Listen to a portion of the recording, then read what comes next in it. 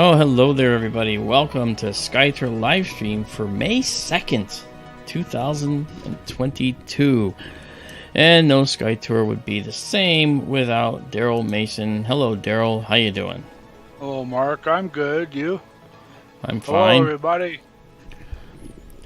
So last time we were together, Darrell, we actually saw this wonderful supernova that was taking place in a wonderful galaxy called NGC 4647, right near Messier 60. And although the sky isn't quite as dark, you can still see a little hints of the sky over here in the Arizona sky. The roof is off, but you can see it up there. But that basically means that we have just a little bit of sky glow left that we have to worry about. But we're hanging in there. We're cranking away. We're going to still go. I figured I'd get started just to get us going. I'm going to increase the gain of our camera system. Temperature of our camera is down below 10 degrees below 0 Celsius. It's actually 10.5 at the moment. I can go colder than that, but the cold on the sensor prevents noise from getting on our imagery, and it kind of reduces the noise of the sensor, making each image cleaner for each exposure as you then stack and make a sandwich. Okay, there's a star right in the middle there, and a star there, a star there. They're starting to show up. Ah, they're coming out. Alright, so let's see if I can bring us a little higher up in the gain realm here. You'll notice the sky has still got some blue in it, which is obviously evening twilight, but it goes quick. So Darrell, how's it going out there in Colorado? Oh, it's getting better, hopefully. It's springtime in the Rockies, which means it acts a lot like winter. It was cold and gray this morning. Some places rained, some places snowed. We didn't get anything here. Okay. But the sun came back as it usually does here, and the afternoon improved some, and it's supposed to be much nicer tomorrow, and it's supposed to be 80 by the end of the week. Wow. It does that here. Well, that's pretty cool. I mean, we get weird shifts like that as well. Yeah. All right. It was a La Nina winter. Really? And which means it's been terribly dry here. Southern half of the western United States, very little moisture. We had the second driest April on record. Got 1/100th of an inch precipitation for the whole month. But that's down here. Up in the mountains, they've been getting pretty good snow. Wow, 1/100th. Yep. That's not a lot. Bone dry. Humidity's in single percentage points. It's actually pretty typical here. Wow. We got a lot of noobs here now, and they're all like chicken littles running around with their heads cut off. They're not used to the weather here, and oh my God, the sky is falling. The sky is falling. Yeah, sorry, folks. It's Colorado. It's the way it's always been. Yeah, it's like, if you don't like the weather, wait a minute. Yeah. That's what we say around here. You say that here too. Yeah, I think that's fair for all places that actually have, high propensity of weather that changes radically. Yeah. While it's still early, I'd like to mention. Sure. Last Saturday morning, I got up really early and messed up my whole sleep cycle, but I got up and got to see the Jupiter and Venus conjunction. It was absolutely beautiful. It was over low in the east, 5 a.m. or earlier, I think, and they were so close that I could put my hand out at arm's length, and the tip of my little finger at arm's length would cover both of them. So they were really close, and they were really bright, and Venus made Jupiter look dim by comparison. Of course, Venus is the third brightest thing in the sky after the sun and the moon, and Jupiter is the fourth, and it was just quite a sight. Okay, that's cool. And I wanted to remind everybody, May 15th, which is Sunday after this Sunday, Sunday after next, May the 15th, is going to be a total lunar eclipse, visible from South and North America. Well, we're going to be here for that. And hopefully, hopefully the weather cooperates. Yeah. Yeah. Well, the weather out there will. Yeah. I would think. Well, we'll see. Hopefully, yes. And if it's clear here, I'm probably going to be running in and out, taking live looks a lot. But yeah, I which we'll do as we'll well. Be streaming that. Yeah. It's going to be here in the western half of the United States. When the moon rises at sunset, it's the early stages of the eclipse are already going to be happening. Okay. It'll be in the penumbral phase of the eclipse. That is, the moon will be in the outer shadow of the Earth, so it may not even be noticeable that early on. But we'll get to see the partial and the total phases. Yeah. And we're going to be watching to see if any more meteors hit the moon when we do that. Yeah. I'd like to see that. It's always pretty to see. Yeah. The winds out there, by the way, shouldn't be too bad for us tonight. They should be very manageable.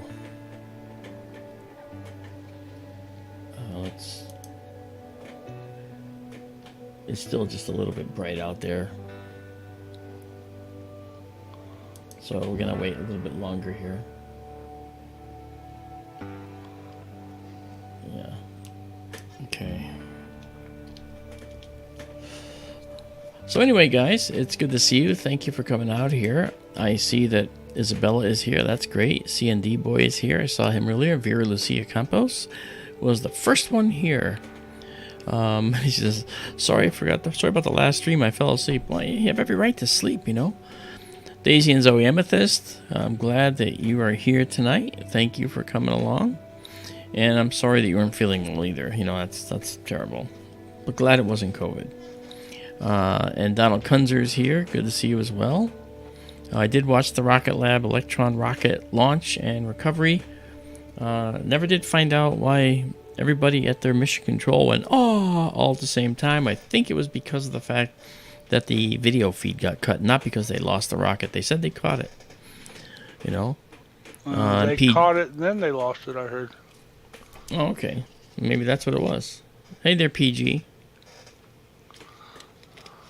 Petita is here. I will see you in a few weeks.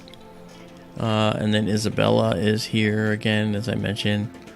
So it's good to see you guys. Uberku, nice to see you as well. Thanks for coming out.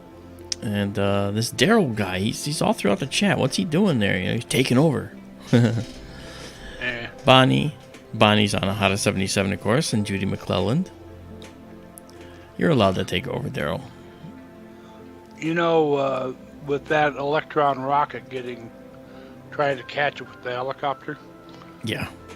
I don't think I've ever told you this. My twin brother was doing that in the Air Force back in the mid-'80s. Oh, capturing satellite film from space? Yep. Keyhole satellites. Yep. He was catching film canisters. That was all top secret hush-hush stuff back then. It was, yeah. It was, because they had to do film. Yeah.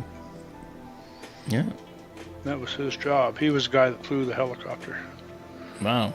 I remember that stuff. See how quickly we're losing our sky glow up here, looking out into the western sky, but it's still there. Let's try a 10-second shot again here and see if the 10-second shot shows us any difference from last time. Well, we're going to clear that one. And let's see if it's dimmer. And it is. So now things are a little better. So we're starting to... See, I told you, it gets darker quicker out there. And we can actually just move that over. Actually, let me do a color correction first and align all our curves. So we'll get them all coincident with each other. And then we can take this over here. Drop it down a little bit. Here we go. And move our dark curve over a little bit. Ah, the night sky, folks. I just love it. Well, it's beautiful. You know, I've always felt this strange kinship with the night sky. Looking up at the night sky, it just always made me homesick. You know, and there we are, and it's just like beautiful. Really amazing. And this is just a random starfield, just to do our focusing routine. That's all it was. Let me zoom in to make sure that that focusing routine, which was done while we were still just a little bit light out, let's make sure the focusing routine actually worked. I'm always pushing the limits. Marianne is here. Marianne who? I don't know, Marianne Robb, something like that. Oh, okay. Yeah. Marianne Robb, she's here. Hello, Marianne. A pain in the hane. Oh, be nice. I am always. Marianne's a sweetheart. She actually is one of the amazing people that is behind SkyTour livestream. But she never takes the credit, you know. She just sits in the background, says, you be up the front, you do all the noisy stuff. I'll just sit here in the background. Okay, but she really deserves to be given a shout out for sure, without a doubt. So, there you go. That's your shout out, Marianne. I'm sorry that you may not like it. You deserve it. Alright. Let's go and... We got some good focus here. This is good. So let's now go back a bit. So tonight what we're going to do, guys, is we're going to look at some clusters. We're going to look at some galaxies, and as before, but we're going to spend some time moving around the sky. But tonight we are going to look at the supernova again, but not the whole time. We kind of did that much of the time last time, so we're going to do that a little bit differently. Now that we're ready, we'll go and take some imagery. Let's take a look. Here is our planetarium system. Let's get the constellations up.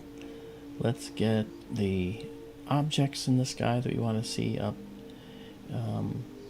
And let's head up more.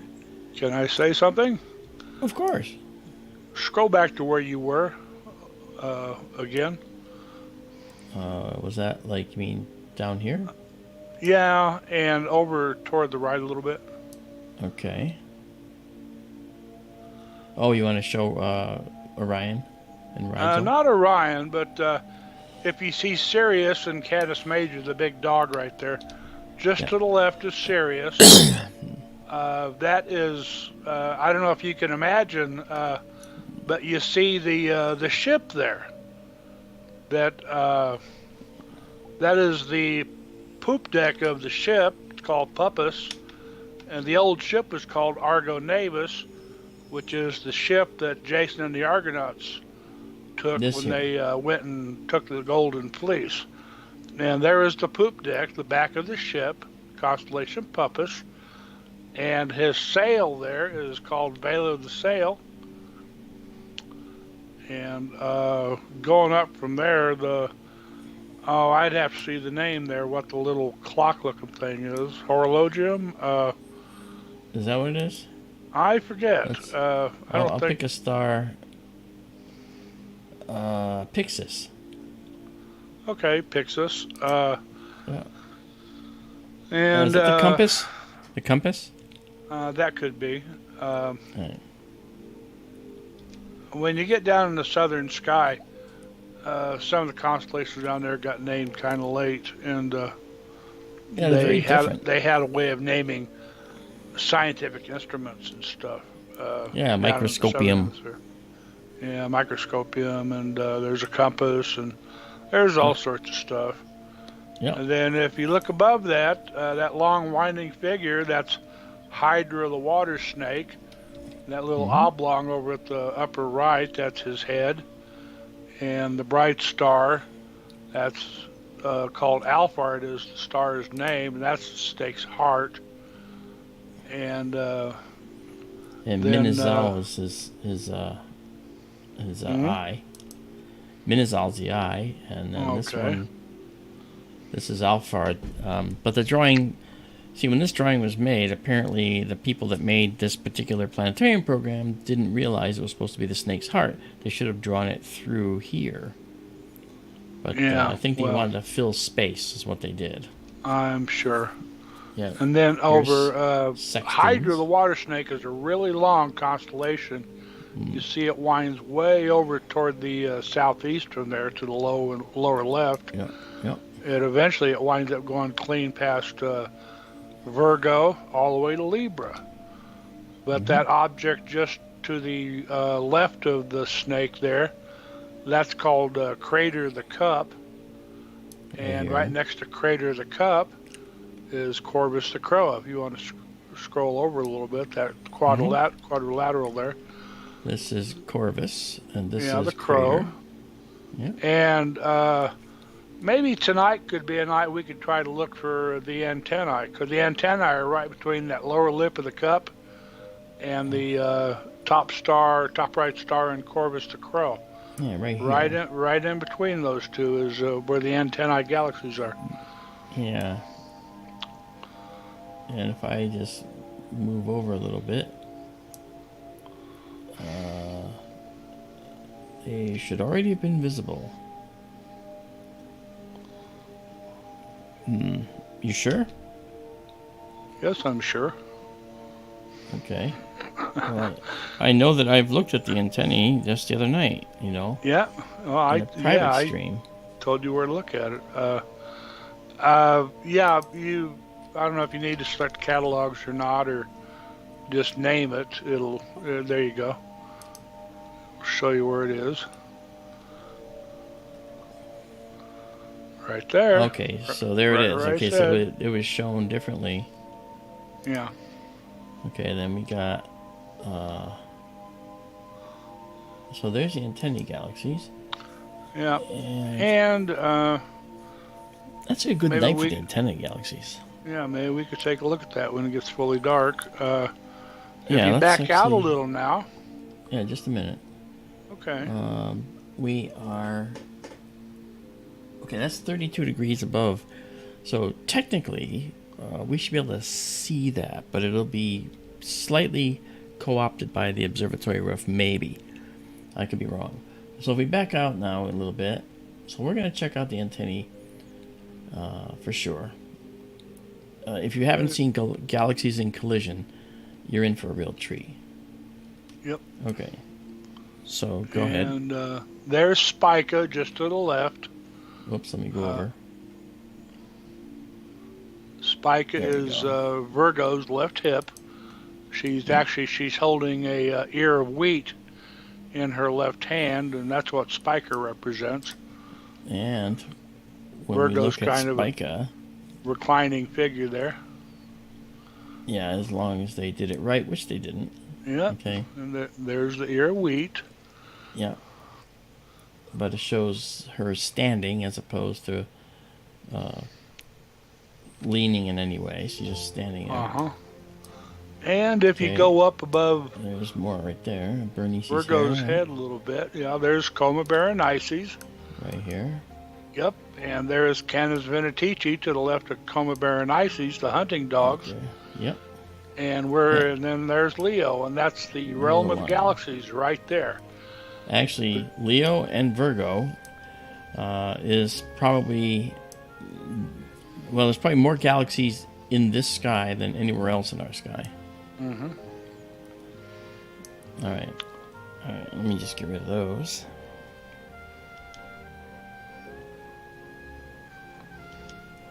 All right, and as you zoom in, you see more and more galaxies. And that's just Leo. Wait till we get to Virgo, and you almost don't know when to stop. There's so many. Yeah.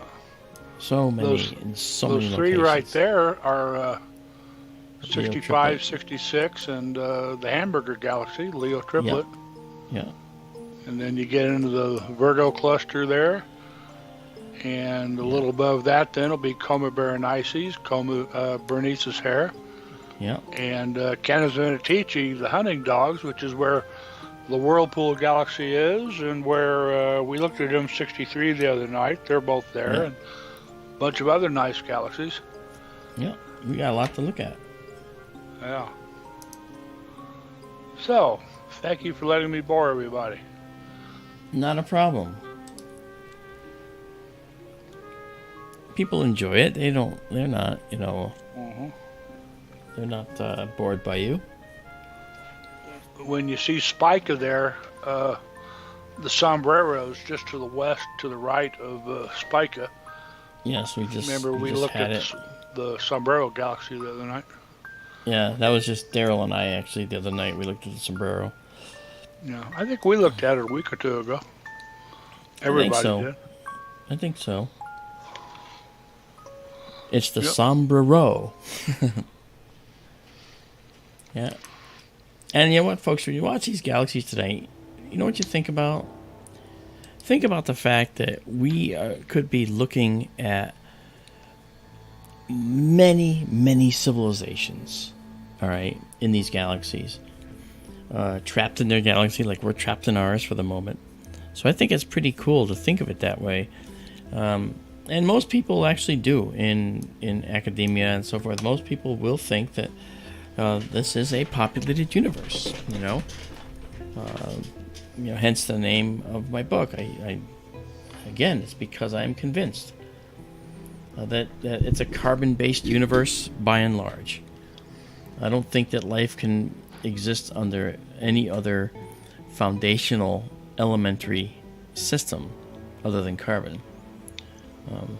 Because if you look at the periodic table, what's directly underneath carbon is the family that is closest to carbon in its construct and capability, and its silicon is the next one down.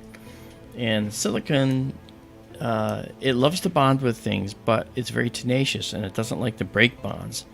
So the energy required is high, and the structures that it makes are very, very tenacious. That's like,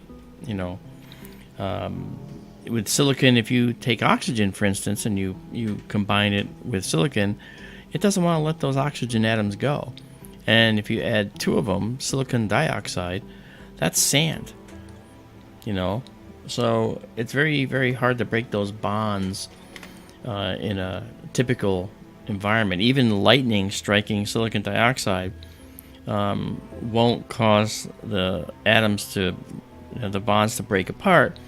It actually fuses the silicon atoms together, making a semblance of a glass. Yep. I have one of those things here. It's called a fulgurite. Yeah, Fulgurite. Yeah. I never I have a seen one. Fulgurite. Sometimes, Really? You never saw one? not that I recall. Oh. When you see Would when you like me lightning to show hits, you? I'm sorry. I'll show you in a minute. If you go ahead, finish what Okay. you're saying. Well, when lightning hits sand, it makes fulgurites, and it's like a lightning bolt going through the sand that melts it, and sometimes they're kind of long, stringy things. Yeah, and I have I have a junction. Let me bring up this main view again, and we're gonna go do a 1 second view again, and we'll make it a active view and get rid of the stack. We don't need the stack. And so this is a 1 second view right there. All right, so every second this is being updated. right as we speak. So that's pretty cool. So now, let me just do one more thing. I gotta move this over just a little bit. This is my way of watching that we actually have the passage of time in here. So I'll do this. Okay, there we go. All right. All right, now hang on. I'll be right back. I gotta go grab this for you, Darrell. Hold on. Okay.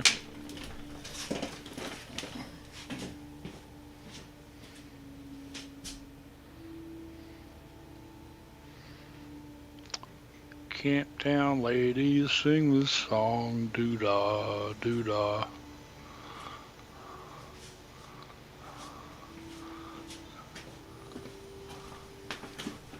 Okay. All right, so now I'm going to show you a Fulgurite. I got this as a gift from a local science center. All right, so let me first do this. Let me just bring this up. We're still waiting for the sky to get fully dark. So here we go. So this is a Fulgurite. Okay. It's crystalline. Let me move my head out of the way. Maybe it'll focus on this. There we go. See that? Wow, cool. Yeah, yeah. And by the way, it's extremely light. It's almost like air. You know? So that's what the Fulgurite, feels like. And it's really quite an amazing little piece. So it's neat. Thank you for showing that. Yeah, no, sure. You said you never saw one, and I had not either until they gave me one. I was like, wow. Yeah. You know, but the Fulgurites can also be very long. I saw one Fulgurite that's over 6 feet long. Wow. And it has all these little channels, you know. And I don't know if you saw, there's a lot of channels in this thing. Yeah. You know, see, so against my face, there's a channel here, a channel there, and a main channel here. That's where it came down and it split, you know, in the ground. Really, it's scary. Now, just for the record, people say, I was hit by lightning and I survived. No, you weren't. You were struck by the ground current, the current that traveled through the ground. If you got hit by lightning, if it can melt sand, what do you think it does to your brain? What do you think it does to your hair, your skull, your body? People that say they were struck by lightning and lived are people that were lucky enough to get hit by the fact that when the current hits the ground, it spreads out in the ground. It goes about 100 feet maybe, depending on the saturation in the ground. And if you happen to be standing on the ground, you'll get zapped. And so, you know, just letting you know. I saw an old, I think he was like a park ranger, said he'd been struck by lightning 7 times. And lived. He finally passed away a few years ago. Yeah, a lot of people here in Colorado get struck by lightning. People up on Pikes Peak get struck, and a lot of times they don't survive it. And yeah, that's because they're happens. When you're up high on a big 14,000 foot high mountain and you're above timberline, there's no shelter. Well, you don't want to be there when it's storming. No. Some friends and I climbed the highest mountain in Colorado years ago, a long time ago, early 80s, I think. And they say generally you want to be off the mountain by noon, and so you start really early. And we were almost to the top, and the storms were forming. And 2 guys went ahead and headed to the top, and the lady in the group was scared. I stayed with her just below the top. And the 2 guys were up there, and they could feel the static charge building, and their hair was standing on end and stuff. And we ran off that mountain, and lightning was striking all around us by the time we got off of it. I completely I believe that. Yeah. Okay. Okay, we're moving, folks. As you can see, the telescope is moving over my head there. We're heading to get a waypoint star. This is our waypoint star. We're bringing it right here. It's probably going to center it right about there. That's my guess. I'll leave my pointer there to see if that's about right. That's Mincar. And so after it centers it, it's going to take us to the Antennae Galaxies. Okay. Okay, looks like it's going to be there. Oh, no. How about that? So it's getting closer. So that's where it's going to center, and then boom, we go to the Antennae Galaxies, so they're going to be right here now. So the galaxies should be right here. Think And this guy's dark I don't know. enough yet? We're going to find out. Okay. We're going to do a... let's do a 25-second shot. That'll tell us one way or the other. And if any of you have this up on a big screen, be prepared for a supernova. Alright, so here we go. So we're going to live stack this. I'm going to clear... Oh, I turned it off by accident. 1 second. I'm going to bring it back. Where'd it go? There we go. Okay, I'm going to clear it now. And then it'll read out from the sensor and show us the image. So let's go here. And let's... First of all, let's color correct. There we go. That's a nice color correction. And then we're going to do this. That's good too. And now we're going to drop our hyper mode over there to bring this into a better perspective. There we go.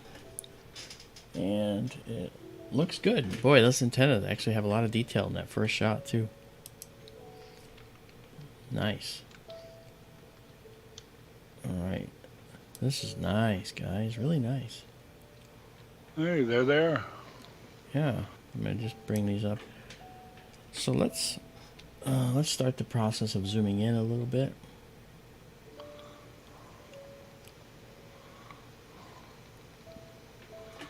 So these are galaxies in collision. They have probably already passed through each other at least once and are basically orbiting each other. And as we do more exposures, it'll become clear. Okay. Let's correct this again. Very nice. Yes. There's some really faint stuff that's not showing up yet. Yeah, the tails. The tails. The tails are whipped out, little skinny, long tails from the galaxies whipping around each other. Yeah. There's like long streamers of stars coming off of both of them. I think I can do that by just dragging this back a little bit. At least we can start to get hints of them.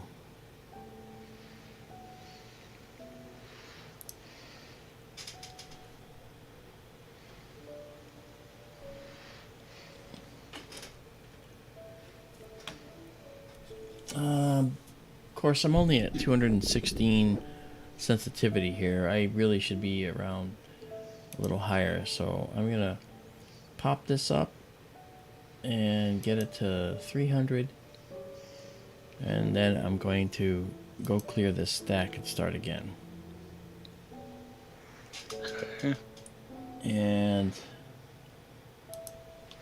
while I'm at it, I'm going to make a change to the guider. On the declination side, that is the up and down side. I'm going to set that rate. Right now it's at 17, I believe. And I'm going to change it to 18.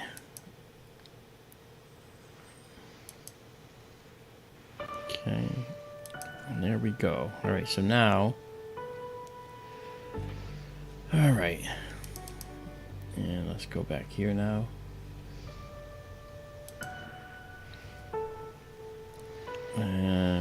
clear it again. And so now, from this point, we should be in good shape. So let's go here. Go back to our status, which you can see right here.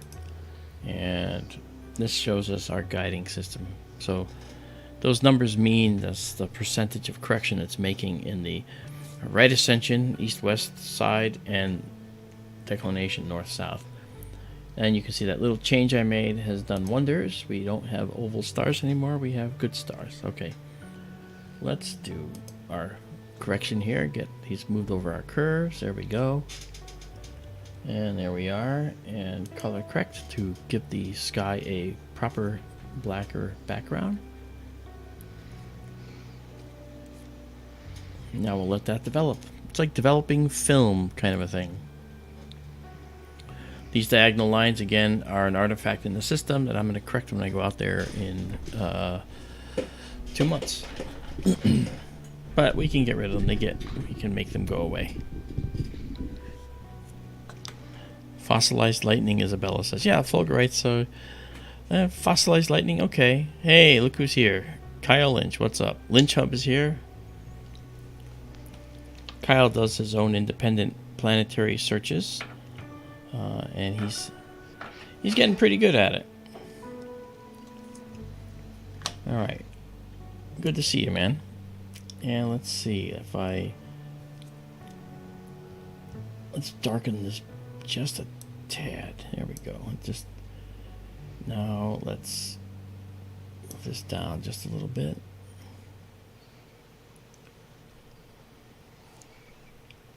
Yeah, the antennae.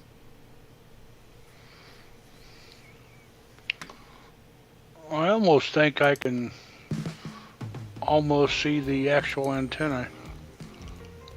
Very faint. One is Right a little here. skinny line to the upper left, and one is down below. Right here. We got one Yes. here, and we got one Yes. here. Yeah. Yeah, they're coming out. They're coming out.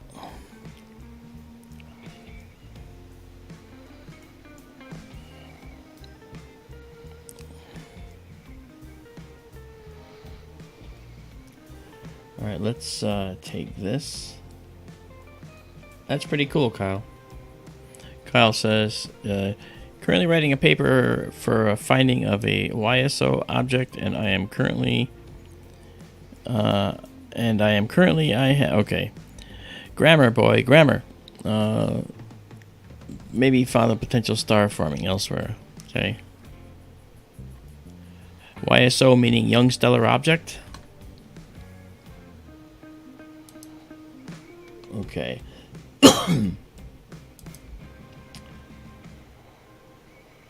All right, there we go. I can Nice. definitely see the tails now. Yeah. They're subtle, And once- but they're there. Once we separate them from the noise by stacking, then they come out. Yeah. I mean, we can push it too by just pulling this a little closer, pulling the mid-level toward the dark level, and it sort of brightens everything up that's dim. But we could easily go too much, like that's too much. But you can see the tails very clearly now. But it's too much, so let's do this. Let's get back to bring this up and correct our image a little better. There we go.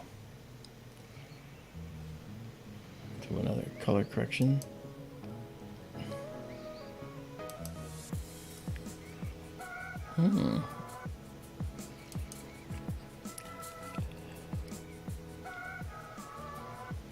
Okay.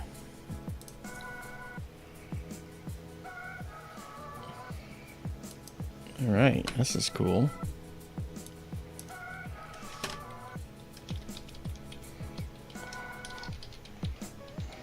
The third galaxy down at lower right.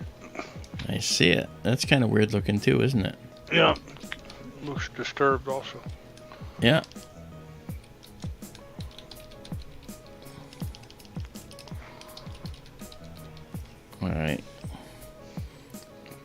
So this is the Antennae Galaxies. They are colliding galaxies.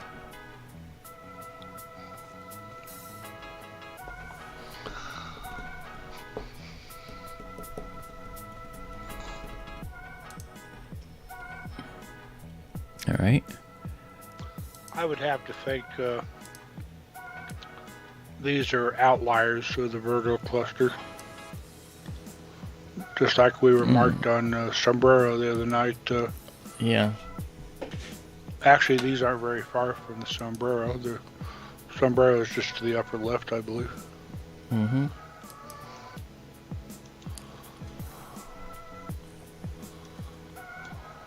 Yeah, this is...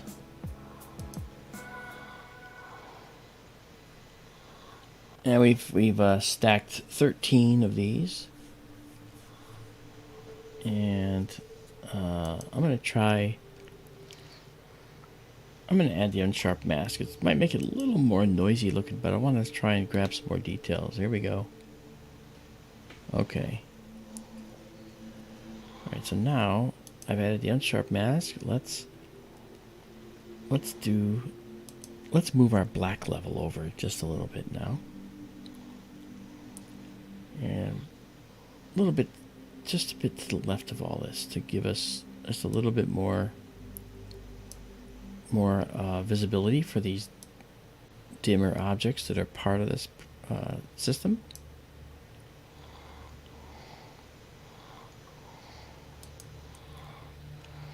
All right. Or Uberku, one of them it's kind of a curved, skinny line moving to the upper left. And the other one is moving down below, also a curved line. Here's the curve right here for Yep. the top one. And here's the curve for the bottom one, which is right here. Right there. Down to the right, yeah. Yeah. So there's that curve, and there's...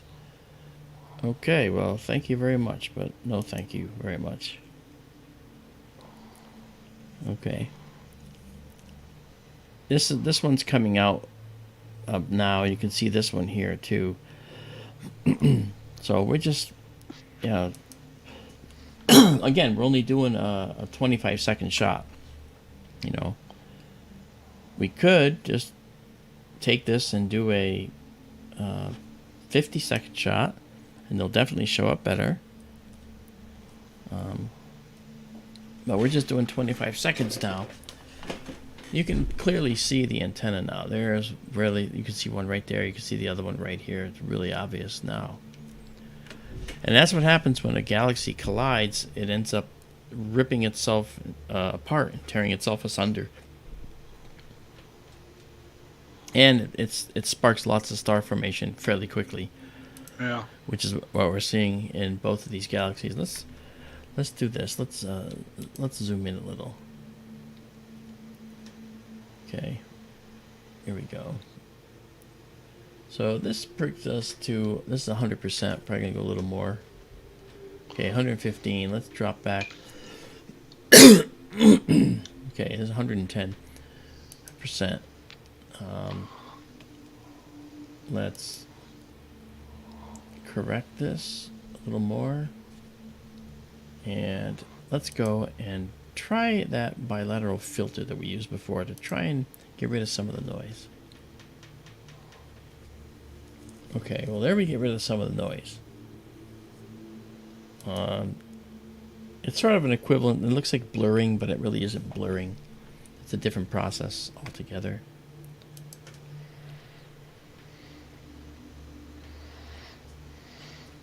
Yeah, okay.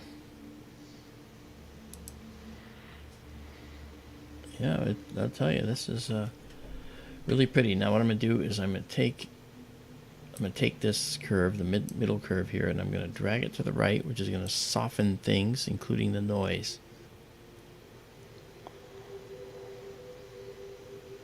Yeah, and bring it back. Basically you have to do it in metered amounts to not do it too much. Yeah, there they are. Nice.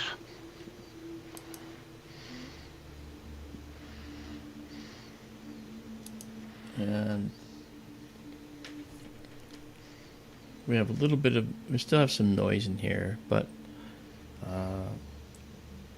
our sensor's at minus 10 degrees. I could drop it to like minus 25, but I don't want to tax the sensor, or tax the cooler out there in the sensor. But okay, there's just beads of star forming regions in this galaxy. A pair, actually. Yeah, very nice. Let's keep going here. Let's go into the galaxy, shall we? It won't look as good, but let's try it. Yeah, here's that first arm. Here's the second. Right here that goes out like this and down, and this one comes out and around. And we have this noise here that is just from the fact that they're just a little bit lower in the sky. And based on, let's come back out here. Let me push this away for a minute. Yeah, I think our telescope is, the way it's angled up there, you can see that it's possibly hitting a corner or catching a corner of the building in this view, which makes it kind of hard as well, but it's okay. It does look like something went right through it, uber cool. Yeah, Izabela, it's definitely one of the peculiars. All right, let's try this right here. Let's try to do a little bit of a, yeah, okay. Now you can see him. Look at that. Here and Yeah. there. Okay, let's correct the color again. You can now see why it's called the antennae. Okay, because when we move out of here now, you can see one of them and the other one. And if you turn your head to the left, then you can see these antennae coming out of the top of the insect's head, basically. The lower one is actually quite long. Yeah.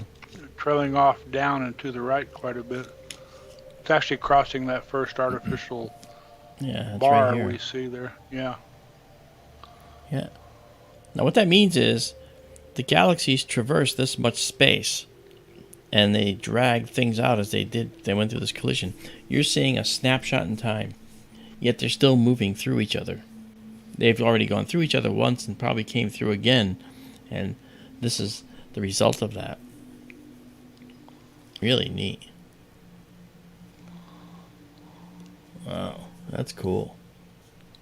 Could we take a second and look at that third galaxy that's out of frame to the right? Yeah.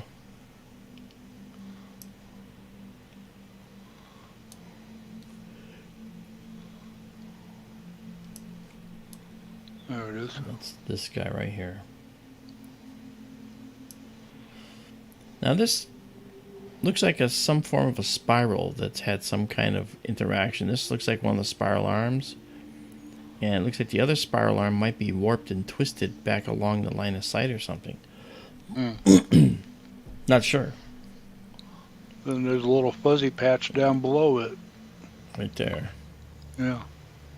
Yeah, let's see. Maybe that's what did it. Maybe. It's fun to look at galaxies and imagine not only is there life there looking back at us possibly, but we're also seeing a potential for many different ways in which these could have formed, which I think is just amazing. All right, let's go out to our full extent for a second. Okay, there we are. All right, and there they are there. Let's do another. There we go.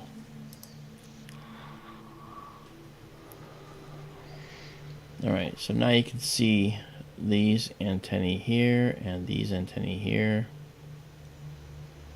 But we did take this picture before it was fully dark, which is why it's a little noisy.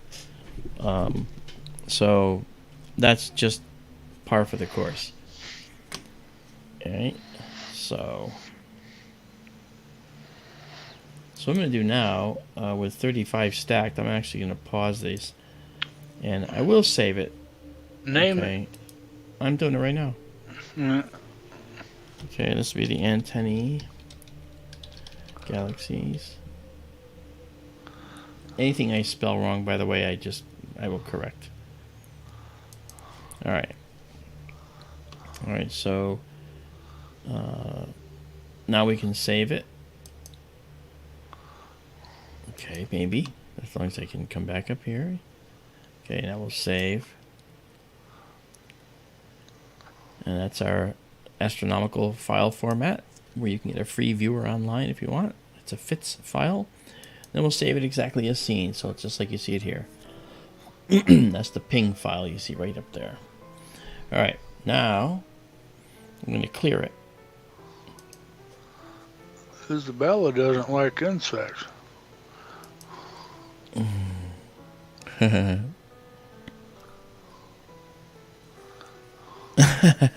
A larva. Izabela. Alright, let's do this. Let's do a 50-second shot of this. Just to literally double the amount of time, essentially. And let's see what that looks like. Yeah, we're going to delete this. Okay, so now we go, and we're going to clear the stack.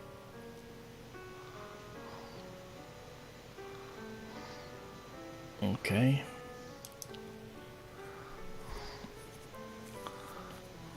Okay, we're clearing the stack, and let's see now. We're doing 50 seconds. I want to see if we can get those arms, those little faint arms. I think we can. The telescope is more than capable of doing it.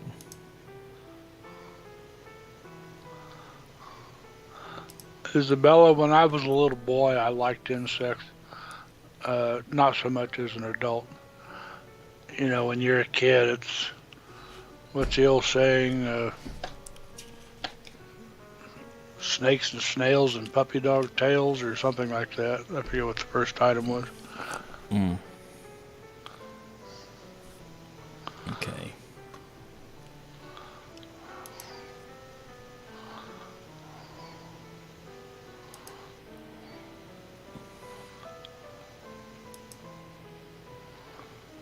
Satellite. Yeah. Snips and snails. Snips and snails. What's a snip?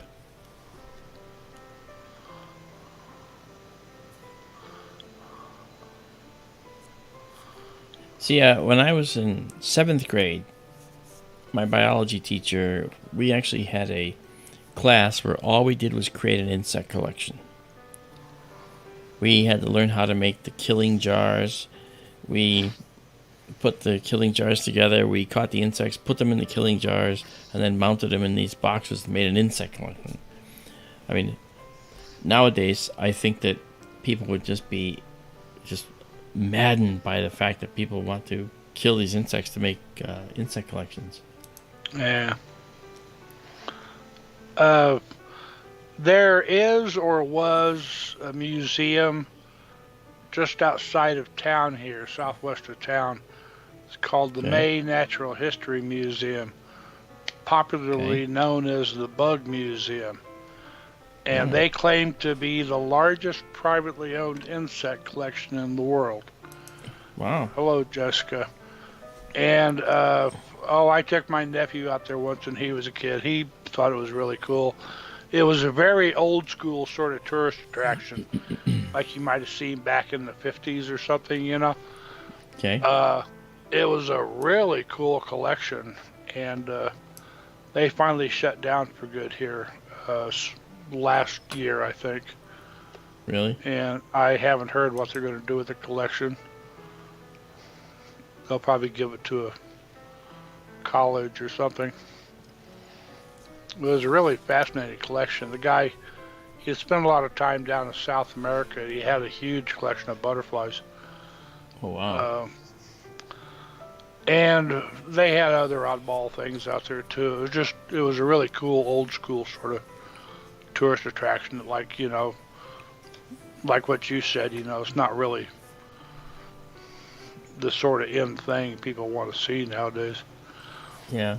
And I think the owner died, and Well, was he mounted and have a pin through him? not that I'm aware of.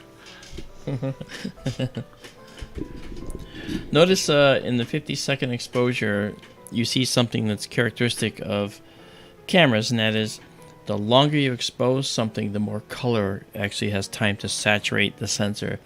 Now you can see the blue sections here in this galaxy. You can see the star-forming regions aren't white like they were in the previous exposure, but they're definitely reddish.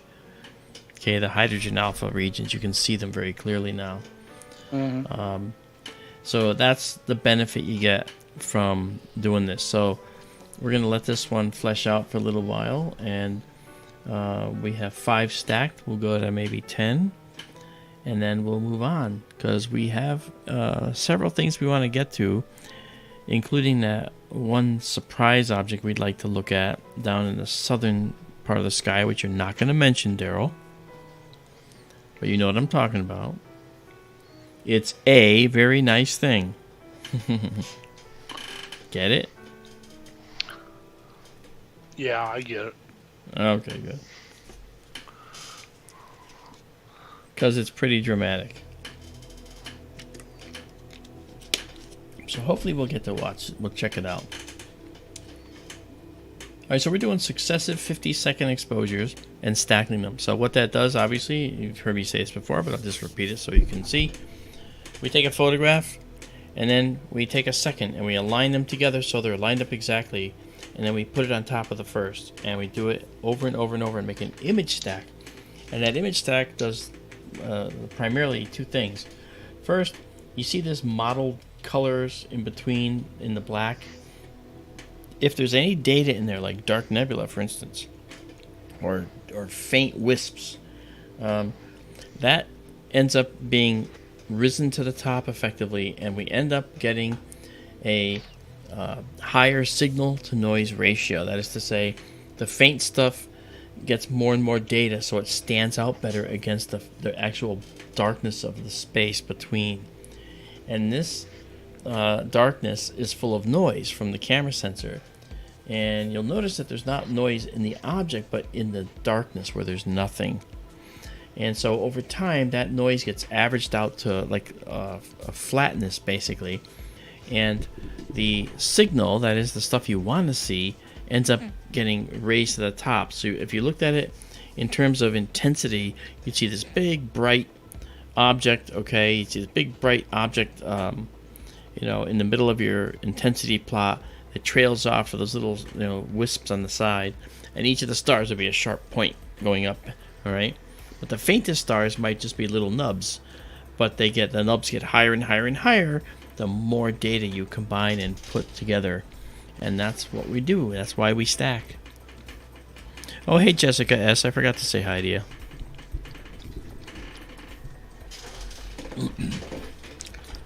Yep. And Greggy Gilgan. How's it going down under? No, I'm glad you're here, Greggy.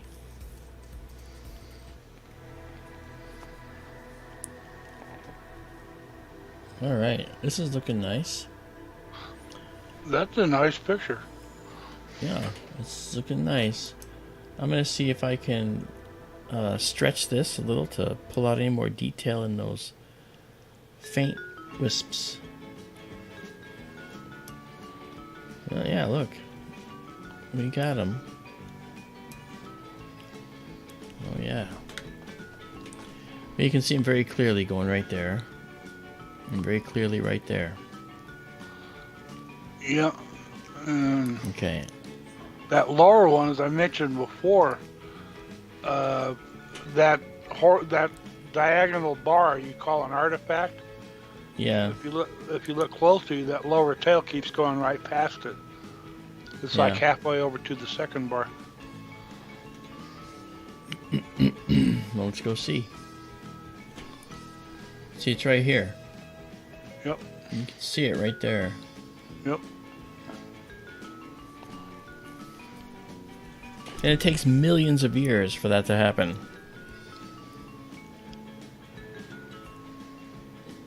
Okay. Alright, and now we're gonna just do a little more modification here.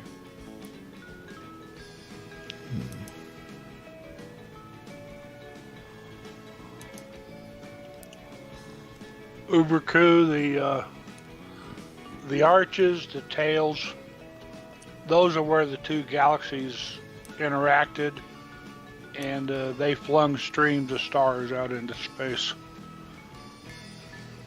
Yeah, they were moving through space, and that's right, and so they actually whipped around each other, and in so doing, they probably separated to some distance, leaving behind these streamers, and then are in the process of coming back together and orbiting. We don't, in several, maybe 1 billion years, these might coalesce into some new type of galaxy, or maybe into a type of galaxy that we see now that we don't understand fully.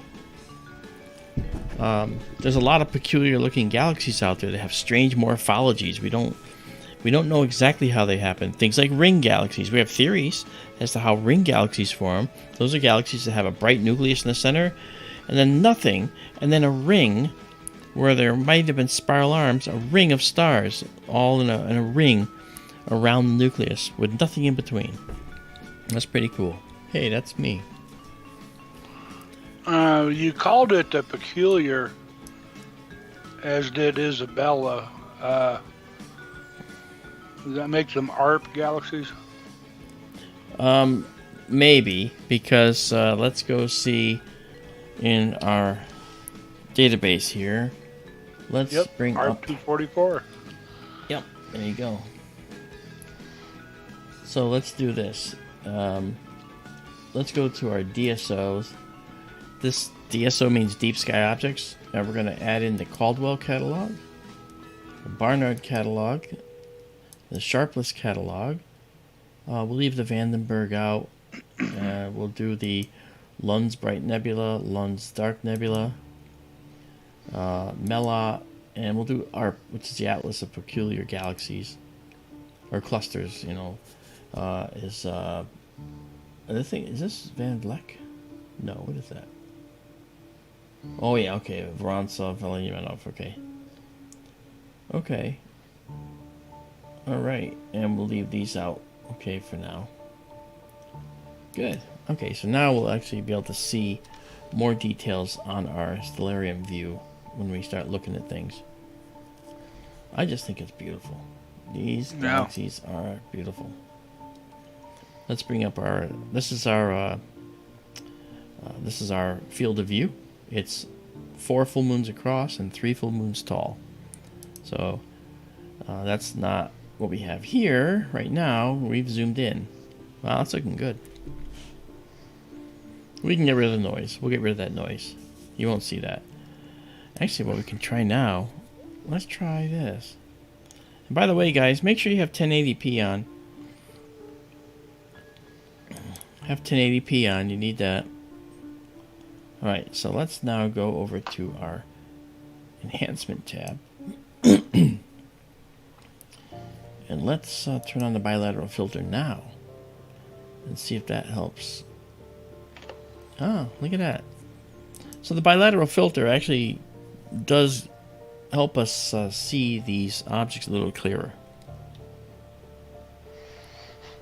I might have it a little high. I might be able to reduce the setting value on it. Oh, the tails are obvious now. Yep. I'm going to bring that bilateral filter down a little bit. That helps. Yeah. Let me turn off the bilateral filter and do a comparison. Okay, without this bilateral filter, which helps to mitigate the noise, and if I turn it on, what do we got? Actually, it helps to show them. Very nice. I will leave those on for now. Okay. Alright, we've stacked 15. And we're going to go to 16, and then we'll stop and move on. So we're almost there. So this is, as we said before, this is the Antennae Galaxies, which are a gorgeous set of colliding galaxies. And now we have 16, and we're going to pause this here. Alright. And we'll now save. I screwed it up. Oh, no, I didn't screw it up. I did this correctly. And then we will save these exactly as seen. Off we go. Yeah. Thanks, Jessica. Jessica says, great shot. Wow. Dancing lovers of the night sky found among infinity, Rubriku says of these galaxies. That's very poetic, as Izabela says. I like that. Very nice. I look at these and say, cosmic dance. It's a cosmic dance between massive partners. Which is what it is. It's really, really something. I don't know how massive each of these galaxies is relative to the Milky Way. I don't know. There might be information in Stellarium, but Stellarium is, you think of it as amateur information. If you want really serious information, you got to get it from somewhere else. Give me a second, I'll find out. All right. Okay. So there we go. That's the Antennae Galaxies.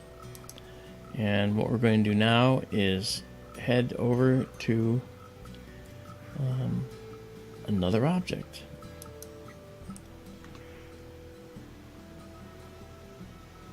I did save that, right? I better have. I think I did. I'm pretty sure I did. Okay. And now, come here, you. There you go. Alright, now we'll come back with our planetarium view here. And any luck, Darrell? Looking. Alright. They are nuclei of the two galaxies are joining to become one giant galaxy. Yeah. They are, where was it? 500,000 light years across. Okay. Thinking, remember that our galaxy is 150,000 light years across at most. Yeah.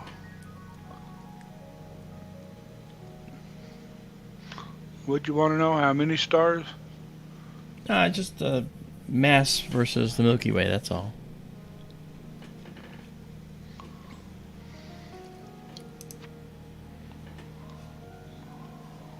Alright, so we're going to go here and now do this again. Here we go. And we'll go into our hyper finder mode, basically, so we can just see what we're going to be going into before we actually get there. Here we go. Nice.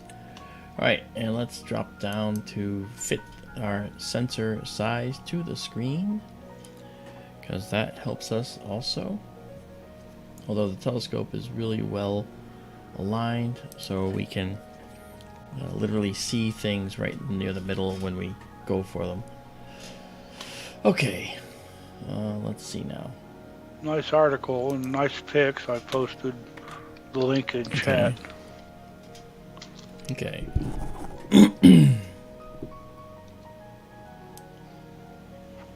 Alright, let's now go here.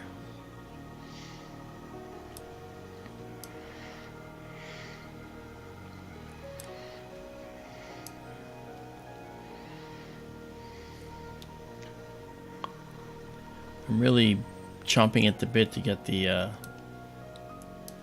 Starlink server installed out there. I bet. Everything's there. I'm going crazy because I can't stand this 1 second delay crap. Makes me nuts.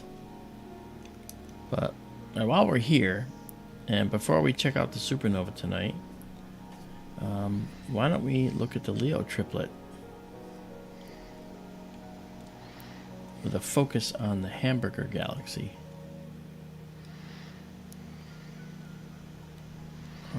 Okay. We'll say this. So let's go to this location rather than object. Alright, so we're going to go to there. We're not going to a particular object, we're just going to go to that location. So if you notice with the telescope, it's actually going to be looking almost straight up. And that's pretty cool. That means we're going to have an awful lot of clarity. So what do you think this star is? Too late. It's Chort. You only had a short amount of time to make a decision, Darrell. Okay, so there's... I don't know. Well, it's Chort, see? C-H-O-R-T. Right there. It's the name of the star? Yeah. Oh. So we're going to be right about here, and you're going to see there's the Hamburger Galaxy and M65 and 66. Mm-hmm. Followed by this little guy out here. So we went to a spot in space. So we're going to just go here. And now what I'd like to do is I'd like to do a 45-second shot here. Alright, and we're going to get rid of our hybrid mode because that always messes us up on the first shot or 2 or 3. Okay, so now we're live stacking. And we'll just let this come in.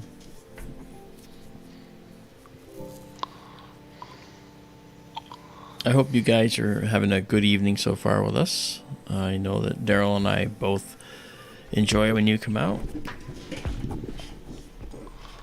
Oh, yeah. We're nothing without you, folks. That is true. Thank you for your patronage. That is true. Oh, yeah. You guys are great. You actually make it worth doing. I mean, it's fun to do, I can tell you that, but it's not nearly as fun to do if there's nobody who's watching, you know. And I like when you watch. I like being able to share this stuff because, you know, it's like, it's gotta be shared, you know. It's just gotta be shared. Alright, let's do this, and then we'll be doing a color correction on the heels of that. Oh, look at that. There's just so many beautiful galaxies. Alright, what do we got here? Okay, we got some good guiding going on for the 45 seconds. Look at that. Wow. What's nice about the triplet here is each galaxy offers its own beautiful symmetries and its beautiful details. This one has interacted with something in the past because this end of the disk is warped downward, and it has some, you know, incongruities with this dark lane going through. This one here is a beautiful galaxy, and when you zoom in, as we will later, the gorgeous spiral nature is very, very evident. This one looks untouched by anything. It looks like it's just sitting there and hasn't interacted with anything, but we don't know that for sure. It could have, and it could be an illusion. And these are stars out here with one more galaxy out here. And I don't know if there's any fainter ones in this field, but there might be.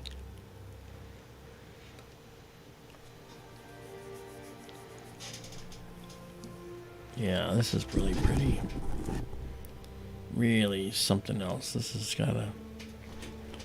We're gonna hang out here for a while. Let's zoom in on the Hamburger. Only stacked 3, so we're gonna have some noise.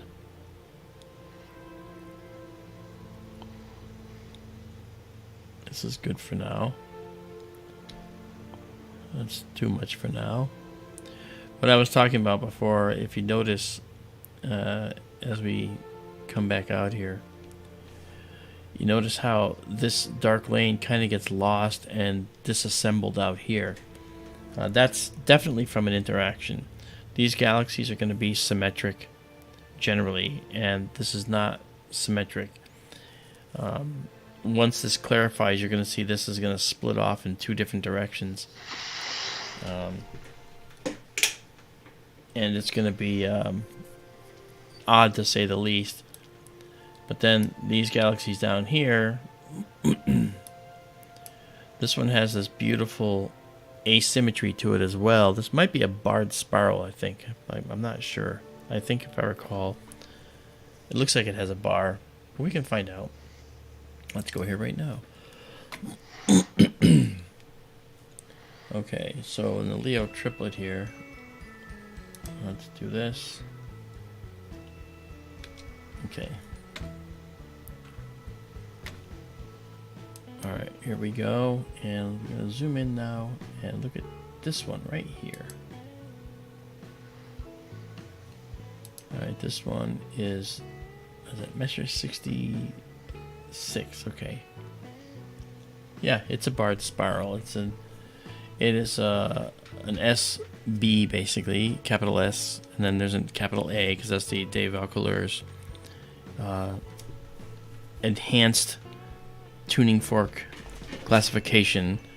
That's an extension of Edwin Hubble's tuning fork classification. So that is this galaxy. You can see the bar through here. Now, the bar is just an extension of the nucleus. That one looks very distorted to me. It does, yeah. It does. It looks like there's something weird going on here, you know? Yeah. Don't know what it is. We'll zoom in on that in a second. This one looks like it's doing okay. It looks like it hasn't been affected by too much. We have a dust lane around the outside, and we have another dust lane on the inside. So that's pretty regular.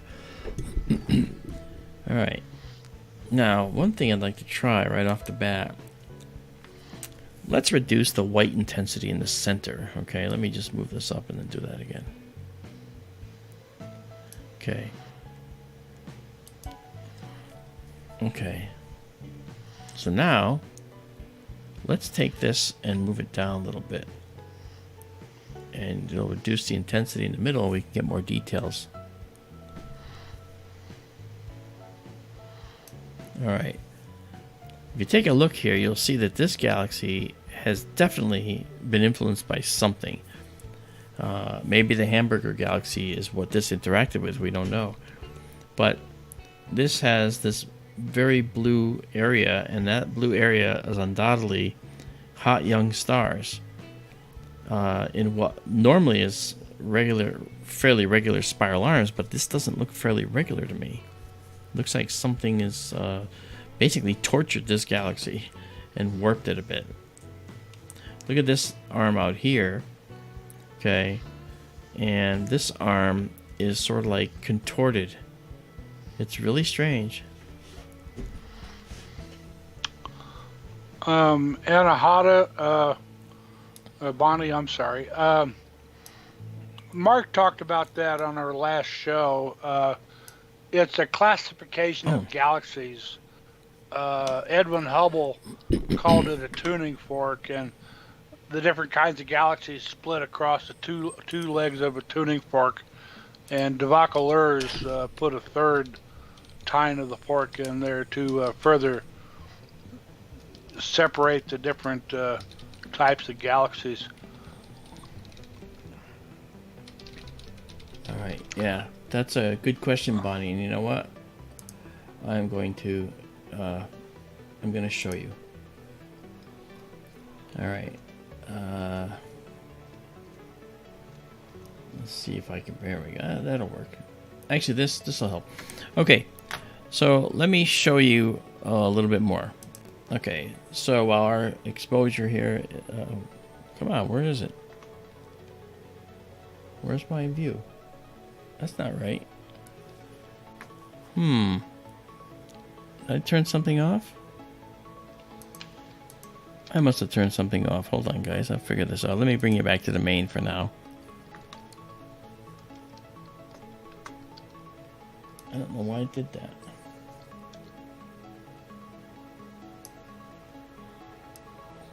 I must have broke something. Let me just let me come back here for a sec. Uh-oh. I'll fix this.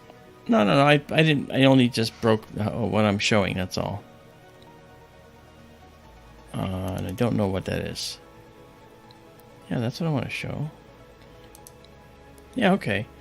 All right, so this is the Hubble tuning fork diagram. And what it shows, okay, right here is this particular class of galaxies is called ellipticals, as you can see. And he said that E0s were these tight, round ellipticals, kind of like the Virgo galaxy that we've seen, where the black hole was discovered. That's kind of like an E0. It's really, really spherical in shape. And then it goes out to E7 in terms of the extension, how they look out like that, how they stretch out like that. Then you have these, the transition into spiral galaxies, which starts with an S0. Okay, again, it's sort of a strange kind of galaxy. They call it a lenticular. But then you have spiral arms of a spiral, and capital S. And A means fairly tight spiral arms, B less, and C even less. Measure 33 in triangulum that we've seen before is an SC. Andromeda galaxy is an SB. Okay, but then you have these galaxies that have, this is the Hubble diagram, you have these galaxies that have this extension of the nucleus, and the spiral arms come off of that, and they're called barred spirals. So they have a bar and then the spirals around them, and those are various shapes as well. Now, De Vaucouleurs comes along and decided, no, not all galaxies fit that. There's some hybrids, and that's what this represents. So we have the same things, okay, for the spirals and the barred spirals, but then there is an additional line in here for the hybrids, as he called it, right? And instead of SA, he said S, capital A, and then the little a. Capital S, capital A, and the little b. So instead of SB, it's SAB. I don't know what the A means. It's almost like they should cancel out. You don't need them, but it's okay. Because there's more designations that he included as well. So you see, that's how this works now. So when we talk about galaxies that are like SB or SAB, it really means the same thing. You know, capital S, capital A, capital B is the same as capital S, capital B. Right? So SB, SAB. Right? So that's the classification of De Vaucouleurs. And we have the Hubble tuning fork, the original. Right? This is more inclusive of what we actually see. So I hope that helps you just a little bit. Again, if you're not careful, you might learn something. Oh, look at the Hamburger again. Look at that. Yeah. We're up to 14 stacked, and you can really see some of these blue outlier areas that are forming stars. Look at that. And here's the split and the complexity in here. See that? Wow. Let's see if I gotta turn off my... Let me turn off my bilateral filter here. Let's see just a little bit more. Yeah, there we go. All right, so now look at this. You can see this beautiful line here. Let's zoom in. What am I waiting for, right? Come on. Okay. Look at this complexity. Yes, I've always thought maybe if the Hamburger galaxy hadn't been distorted like that, it might look a lot more like the Needle galaxy, NGC 4565. Yeah. Or Sombrero. The Sombrero, something like that. You know, it'd be a little more thinner and more regularly defined. But this galaxy has definitely suffered some type of abnormal interaction. There's no doubt. But as you can see these dust lanes in here very nicely, and they actually they knot up over here. They seem to vanish altogether. There might be more down here. But the galaxy is in the process of almost being torn to pieces, and maybe that's because of an interaction with one of these galaxies. I wondered if some of beautiful. Yeah.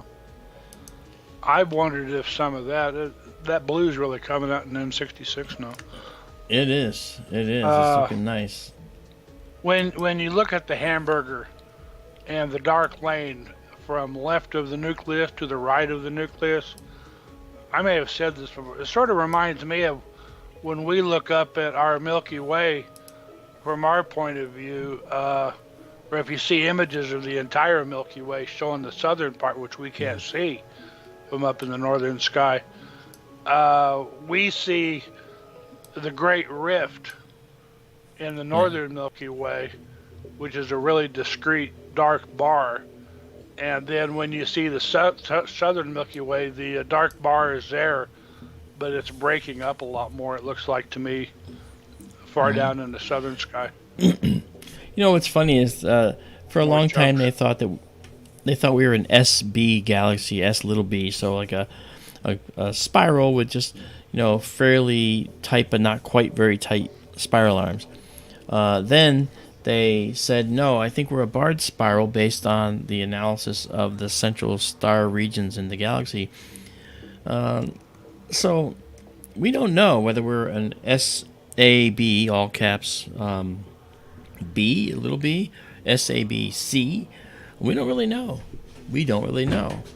I think that we're going to be pretty torn up looking, though, as seen from other galaxies, because we have two companion galaxies Yep. that have undoubtedly done something to us. And I don't think we know the half of it when it comes to our own galaxy. I really don't. I agree. And we have more than two. Yeah, well, that's true. There's another dwarf galaxy out there. Oh, there's a bunch of them actually. Uh, But yeah, that's all supposition on my part anyway. Sure is neat to look at though. Would you this excuse galaxy's me a moment, beautiful. please? Yeah, I'll answer Donald's question while you're gone. Donald Kunzer asks, Mark, could this be two galaxies colliding and we see it edge on? You know, Donald, in the absence of looking at any studies, I think that is a possibility. And when I say studies, what are we talking about? Well, we can look at stars and figure out which way they're going. So if we looked at this galaxy and we saw a family of stars all moving in this direction and another family of stars, say, moving in that direction, then we'd say, wow, why are there two massive families of stars moving in opposite directions or in complementary directions in this galaxy? And that could lead to a theory saying that maybe this was a pair of colliding galaxies edge on to us. I don't think there's any reason that can't happen. In fact, I know there's no reason that would be completely out of the question, because it certainly is on the table and could be on the table. Because you look at this and you say, well, what if this dark lane is the one galaxy on the far side, or maybe these are two galaxies coming together like this, and that could explain why they're all spread apart like this. I see kind of like a notch here. Is this the lower galaxy and this is the upper galaxy? I don't know. Or is the upper galaxy bending down into this one and the lower galaxy is bending up into this one? If that's even happening, we don't know. But that's a very, very good question, Donald. You've had too much coffee. What about me? I don't drink coffee. I have my water. Okay, and it's not spiked with anything. Okay, this is 22 shots here that we've done. This is really beautiful. And I'm glad we could do the triplet some justice. Izabela requested this a couple of streams ago, and we did it, but I think this is the better of the shots, because if you look where the telescope is, it's looking straight up. And that's good. Straight up is good. That's the best possible shot, and you can see that it is, in fact, the best possible shot. Okay. All right. So let's come in here now. We have 23. We'll pause this. I'm going to name this Leo Triplet again.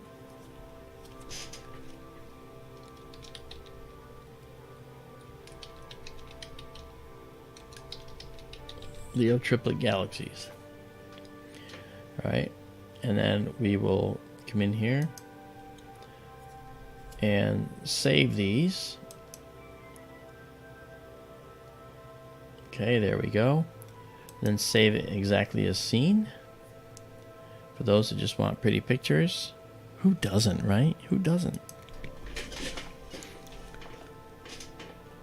So those of you watching tonight, let me know. Do you actually go out to the server and get any of these pictures?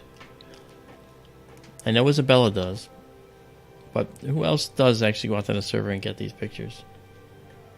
I'd like to know. I think Darrell's back now. Yes. I missed part of your question. What were you saying? I was just asking how many people actually use our server. Hey, Science Bob, how you doing? I look at it regularly. No, I know you do, and Izabela does, yeah. Science Bob says, the triplet is my personal best astrophotography target. I have work to do on Nebula. Well, that's okay, you know what?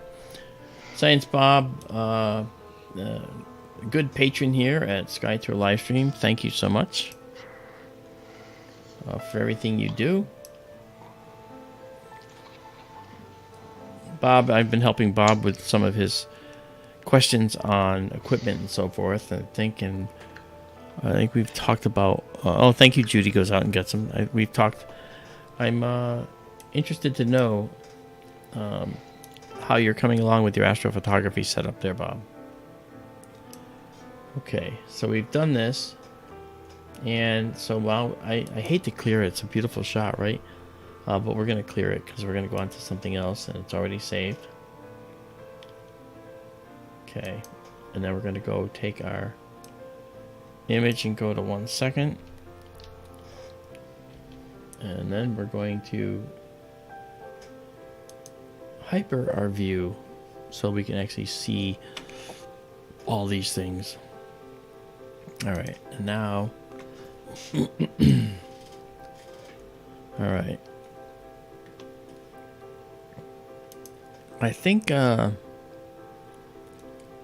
let's go see now, before it gets too much later, let's go find out where 4647 is right now. It's still over there pretty good, but it's probably high altitude. We'll check it out. I'm going to put in my zenith lines here to see. Okay, so it's up there. So we can see it. Should we go look at the supernova? Sure. Alright. Off we go. To the supernova. Okay, so we're on our way to the supernova. It's dark now. It's beautiful out. If you look where the telescope's pointing, it's not actually bending over too far. It looks like it's pretty good up there, huh? I like that. Okay, this is our star. That's our waypoint star, and it's Vindemiatrix.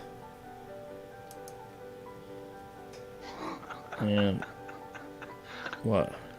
Oh, you say that different every time. I do. I looked that up this morning. I woke up thinking about that, and I looked it up. And?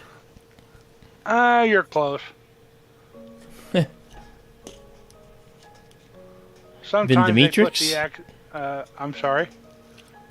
Vindemiatrix or Vindemiatrix or Vindemiatrix or Vindemiatrix? Vindemiatrix, I think.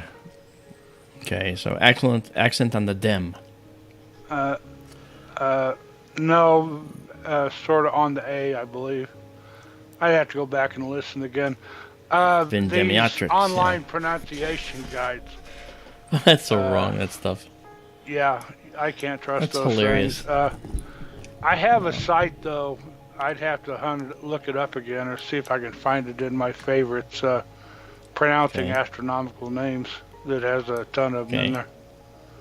Okay.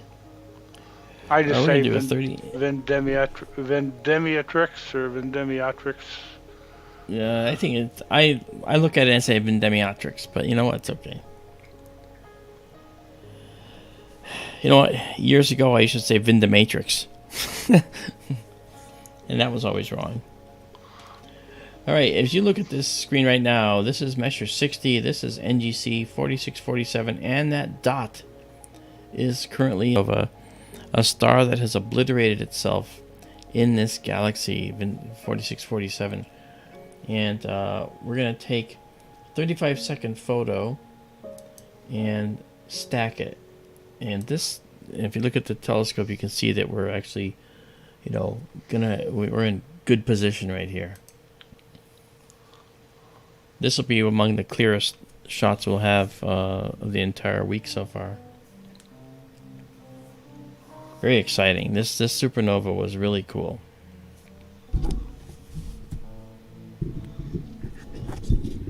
But it does mean the death of a star and possibly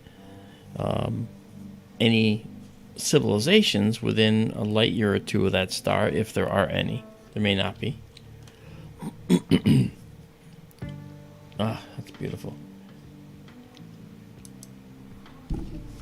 Now there's a number of different ways in which supernovae occur, a number of different properties that they have. Now, this particular supernova is caused by the fact that it's actually two stars. One star is a companion to the supernova progenitor, that is before it blew up, and this star this pair of stars, as they were going around each other, they were probably formed together at the same time, but one, for whatever reason, went to a red giant, and it was a star that wasn't much bigger, if any, than the sun, okay, at first, and then it shrunk down to a white dwarf. So a rather quiescent, a normal death for a star. That's how our sun will go. Okay, well, then the star next to it, the companion that was also orbiting it, it went to the red giant phase. But the stars were orbiting so close that when it went to the red giant phase, maybe it was a little more massive, whatever, it started to bleed material through the common center of rotation. All right? And that material went onto the surface of the white dwarf. And that's a no-no, because the white dwarf wants to be one particular mass. If you add mass to it, it makes the white dwarf very unstable. And you get this type of explosive reaction in those cases. So this supernova is called a type 1A supernova. That's a Roman numeral 1 little a supernova. The other kind is a core collapse supernova, type 2. So in general, you have those two kinds of supernovae. And a core collapse, that's when a big massive star runs out of all of its nuclear fuel and it just collapses on itself and rebounds off of an inert core of iron and nickel and just blasts out to the heavens everything that it ever made in its nuclear fires. In this particular case, we don't have that. We have the binary stars, one of them being a white dwarf. So if you notice, Messier 60, if we go to the tuning fork diagram, what kind of galaxy is this?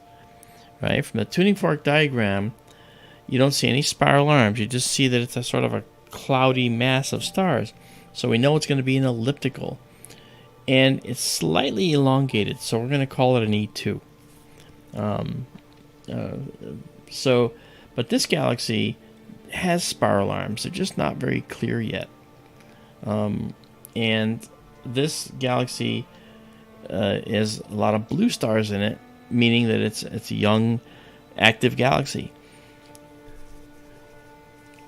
So, right here, this dot that we're looking at right there, that's the supernova.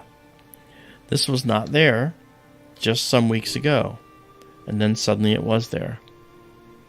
Yeah. And the more we study galaxies like this, the more we look at them, the more chances we have of finding a supernova. There are people that just go galaxy to galaxy on a nightly basis and do comparative studies. What did it look like before? And so we're going to do that with some of our galaxies, and you can too, and see if you see a difference. We're doing science. So it's pretty cool. So we can look to see if this blue dot was in M60 last time. If it was, well, then nothing. But if it wasn't, then we discovered a supernova. Now, we saw a supernova M66. 64? M66? 66? Yeah. 74? I forget. Well, we saw one last year, and we didn't discover it. We just saw it. Yeah. And now we get to see another one. Mark, could I Yeah. expound a bit on what you said? Isabella asked a Yeah. question. Oh, sure. We've talked before about the so-called Chandrasekhar limit, which is it's about 1.44 solar masses. If a star turns into a white dwarf, an old star like the sun, our sun, when it's old, it'll become a red giant, and then it'll blow off its outer atmosphere into a planetary nebula, and what's left is a white dwarf star. If it's in a binary star, well, that second star, as Mark said, the white dwarf can be feeding on the mass of the second star. It gains mass. And if it gets enough mass to cross that Chandrasekhar limit, that 1.44 solar mass limit, the white dwarf will explode. And that's when you get a type 1A supernova. And it doesn't happen all that often. 50% of all stars are double stars, but they're not all, white dwarf, red giant pairs or whatever, where one is feeding on the other one. That's correct. And the other thing to keep in mind is, why does that happen? Why does the white dwarf blow up? Why doesn't it just, collapse further? I mean, it could, but what happens is when a white dwarf gets covered with this mass, it's actually hydrogen gas that's feeding through this common center of rotation of the two stars. Now, that's a little bit simplified because the red giant that's swelled up fills a particular volume. That volume, if exceeded, will start to bleed mass through the center of rotation onto the other star. That volume is called the Roche lobe, Roche.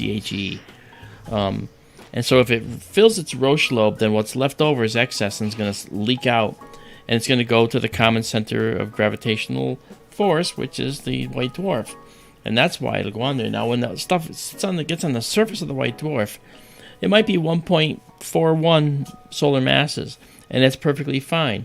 It holds itself up in a process called electron degeneracy.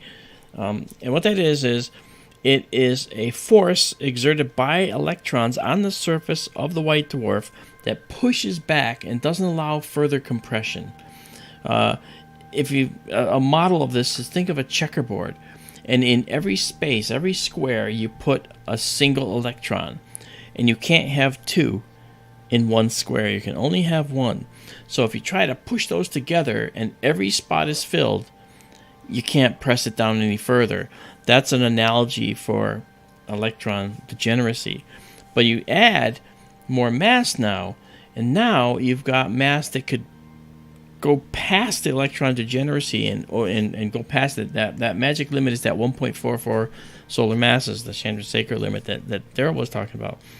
And when that happens, the star has all this gas on the surface, and then something happens. That's a runaway fusion process, and that's the runaway process where all of this gas on the surface of the white dwarf suddenly starts fusing all at once, and that can cause the star to explode, and that's what we're seeing here. And because that Chandrasekhar limit is pretty set at 1.44 solar masses,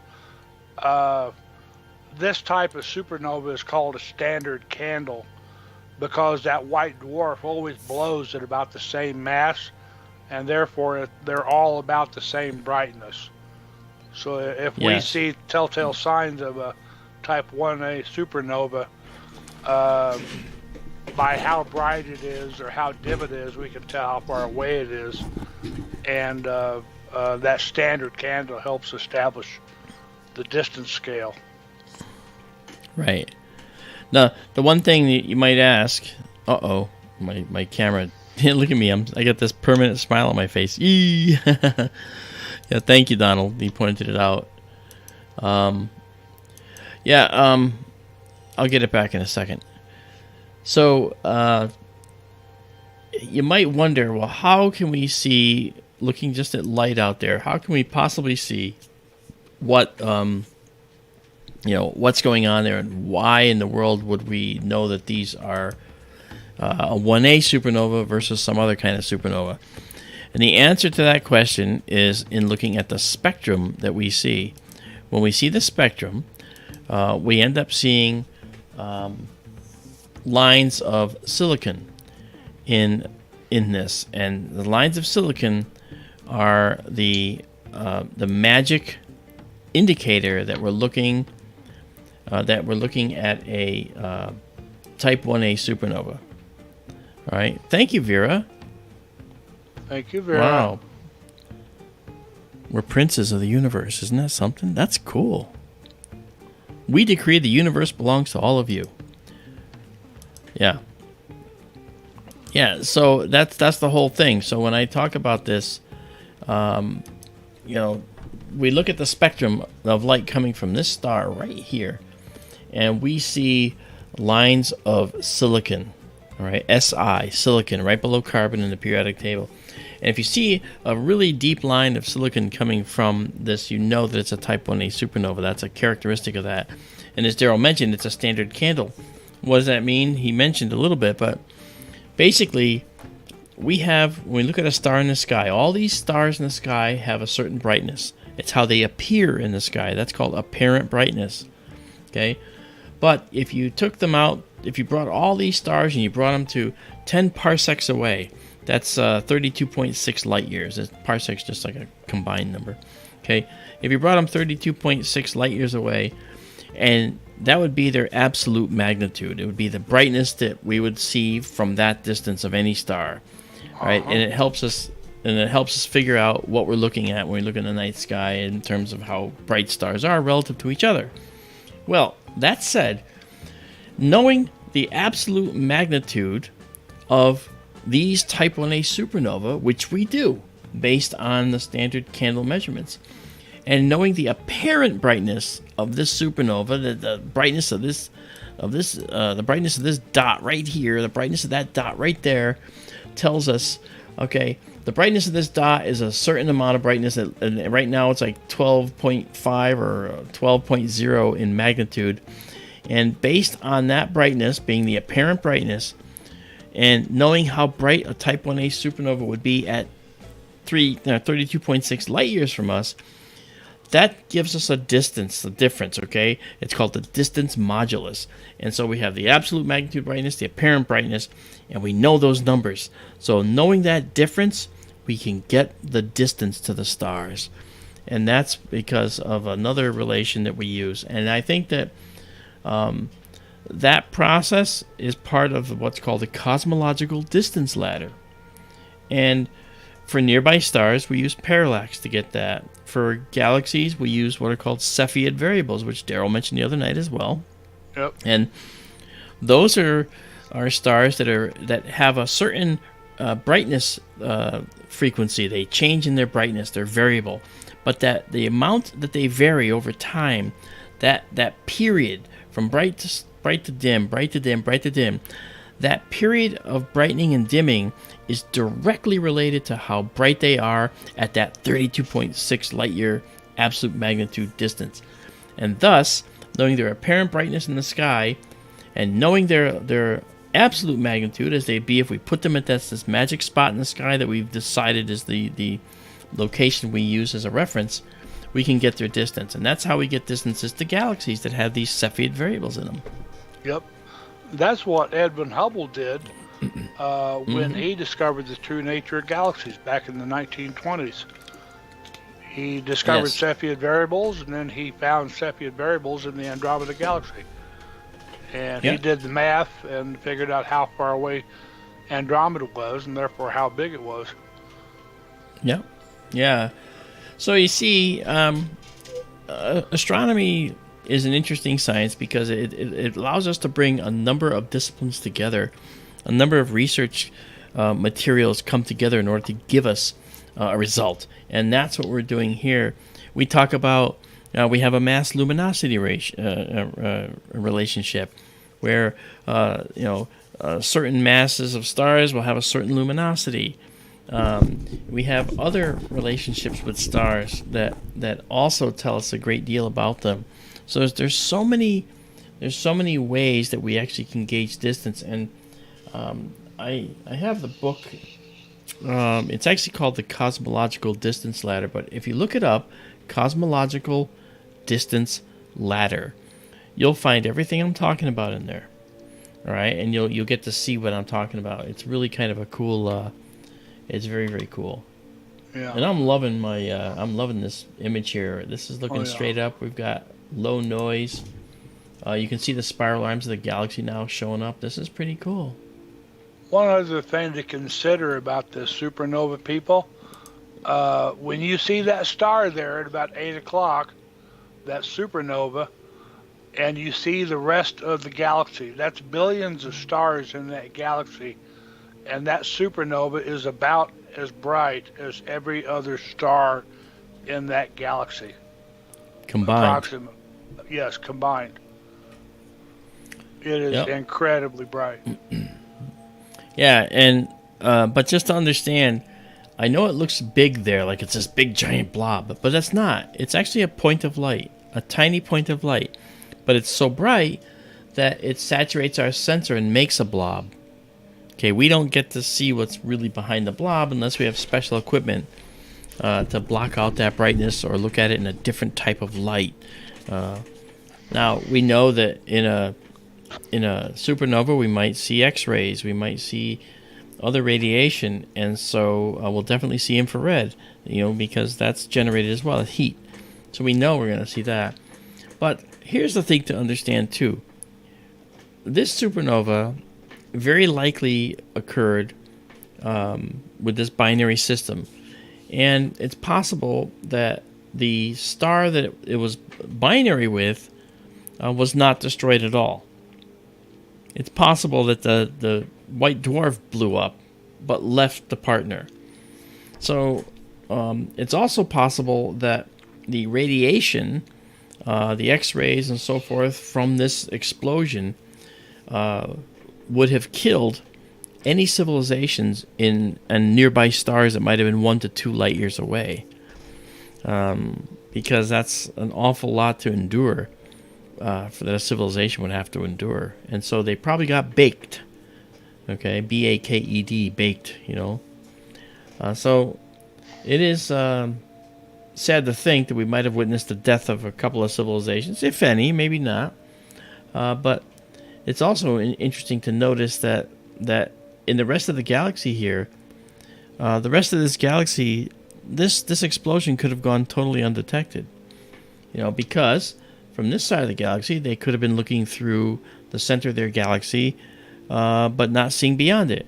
We can't see what's on the other side of our galaxy. We have a little tiny window toward the center. We can see the furthest toward the center of our galaxy. That's Baades window, B-A-A-D-E-S. And Baades window does not allow us to see the other side. We've never seen the other side of our galaxy. We can't see the forest because we're in it. But from outside the forest, we can see. But we can't because we're not outside.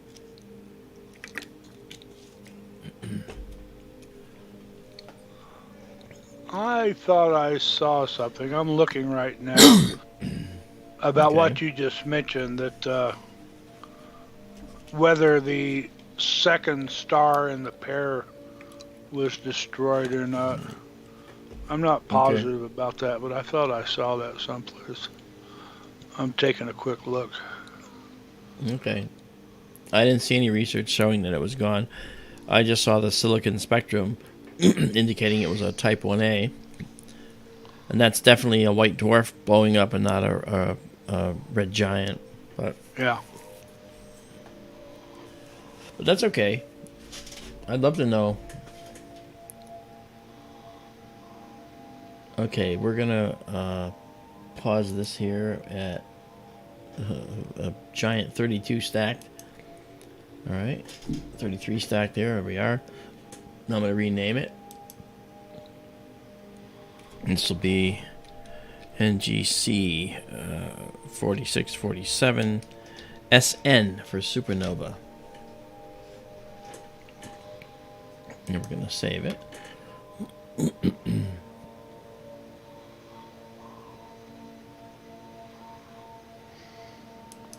There we go. We got a green bar. There we are. So the raw stack is saved, and now we're going to save the result of the stack right here. Save exactly as seen. Yeah, quick look doesn't show anything. Okay. Thought I saw that somewhere.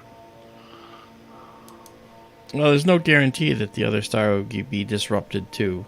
And when we say you say stars blew up, stars exploded, you know the term that we like to use is disrupted. And the reason, there's a reason for that, and let me explain what that is here. When a star goes supernova, let's consider the core collapse, where all the nuclear fires burning in the star sort of go out, and the star starts to collapse. It's the core that's collapsing, and then the outer core that's collapsing, right? And that outer core is way distant from the rest of the stuff in the star. That stuff's way, way out here. It's just plasma. Okay, the core of the star is a very tiny area where it's hot enough to actually fuse anything, and that sustains the star, right? And as the star pulsates, some of that stuff gets brought down near the core, and starts another shell of burning material in a shell, like an onion skin around the core. Well, when all that stops, it starts to collapse, and when it hits the central core is inert. It can't fuse anymore in these massive stars, and that's why we say that it stops at number 26 in the periodic table, which is iron. All right, so there's like an iron. It has an iron, chunk basically in its core that it can't do anything with. So the iron just stays there. So the rest of the core is collapsing onto the iron. That's a massive amount of nuclei that are collapsing onto that core. And what happens to it? It can't go anywhere, so it bounces back out. It rebounds. Okay? Meanwhile, when all those cores collapsing, guess what's coming with it? All the rest of the stuff is coming down too. And so the inner core collapses and shoots back out, and guess what it's hitting? It's hitting all the other stuff coming in. So it just tears the star apart. That's why we say it's disrupted. It's just ripped apart. And then boom, we get this massive cataclysmic explosion. And with a Type 1a supernova, we get a similar thing happen, except that on the surface of the white dwarf, we get this runaway fusion process of all that bled through gas that it's accumulated. And that is enough to disrupt the core and destroy the star. However, I will say there are stars that don't reach that 1.44 solar masses when they're acquiring gas, and it's the same situation, red giant, white dwarf. Okay, gas leaks onto this white dwarf for the same reason we talked about, filling the Roche lobe, gas leaks in, and the white dwarf ends up having runaway fusion, but it hasn't reached that dangerous 1.44 solar masses. So what happens is it just has a occasional nova, a brightening that shoots this bright light into space and the universe. And then once the gas is gone, it goes back to being a white dwarf again, with this red giant still feeding a new stream of gas onto it. So that's a nova. It's different from a supernova, which is different from a kilonova and different from a hypernova. There's we saw a kilonova recently in Science. I can't remember where it was, but it was a massively bright nova, a kilonova rather, and it was just incredible. So there you go. So novas are the result of a white dwarf blowing off and fusing in a runaway situation, but not being disrupted. The universe has all kinds of things it throws at us.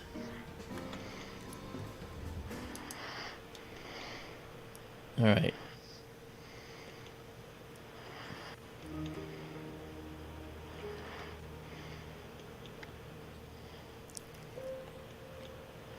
Donald Kunzer asks, I wonder if the JWST, James Webb Space Telescope, is in the right position to look at this nova since it's fresh. It might be. It depends where in the sky it is relative to where the James Webb is pointing. They're not going to just swing the telescope around because that costs fuel. It does have fuel to move it around. So they're very, very careful about directing the telescope in one direction or another. Yeah, we talked about that a while back. The Webb is actually very limited in what it can look at any given time.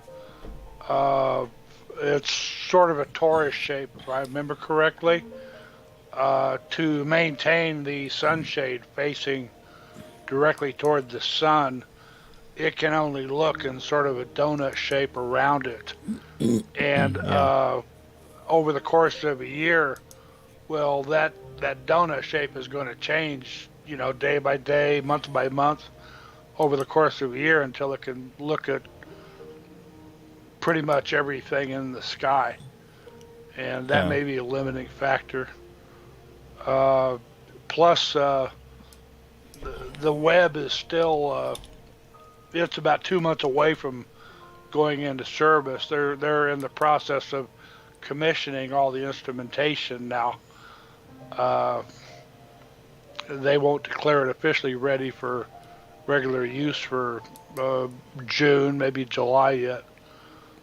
Yeah, and one to add to that, Donald, to answer further, the Webb Space Telescope, never mind it's limited by fuel, but what's limiting actually is the supernova and the duration. The supernova, as we see it now, is going to be here for a few weeks to a few months. We don't know. But it doesn't last typically more than a few months in this stage, what we see right here. This super bright stage. We're seeing something that's rare and it's a transient. It's going to go away. Yeah. It's probably going to start fading in a few weeks. Yeah, and we're going to catch it. You'll see it. You'll see it. We're going to be very good about and very diligent about showing that to you. I'm let's sure. Take a look at our. Hubble could take a good look at the supernova now. And I bet you dollars to donuts they probably already have, or they will be soon. I bet you're right. Without a doubt. Without a doubt. Okay, I want to try,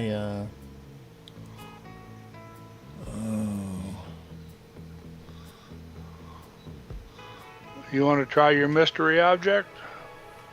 I don't know. I don't know where it is. We can try it. Okay.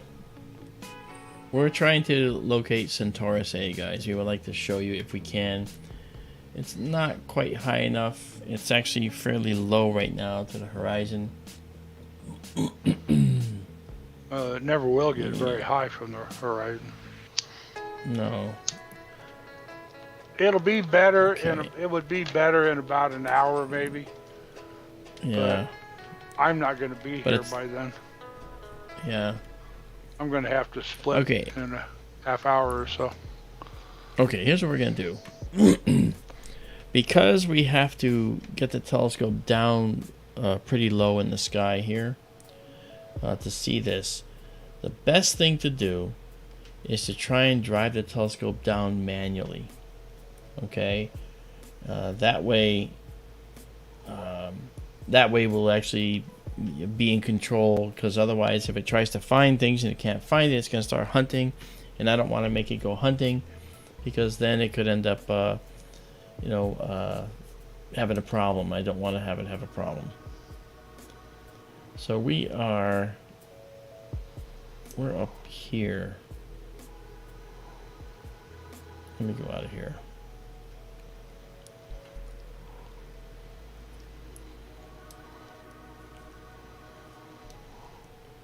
Okay, we're over here somewhere. Looks like they call Centaurus A the Hamburger Galaxy too. Oh, that's funny. I guess it does look like a hamburger. Yes, it does. Well, let's try something. Let me do this. I'm going to go over to Spica.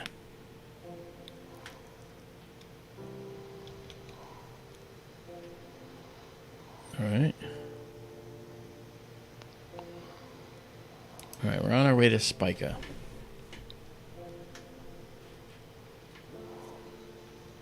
So you'll see a star, you'll see there's Spica, and you can see where it's pointing.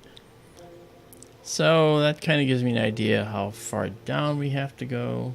It's going to put it about here when we're done here as it centers it up. Okay. Alright, so once I get my control back, I shall wrestle control away from the telescope. Here we go. Alright, let's do this.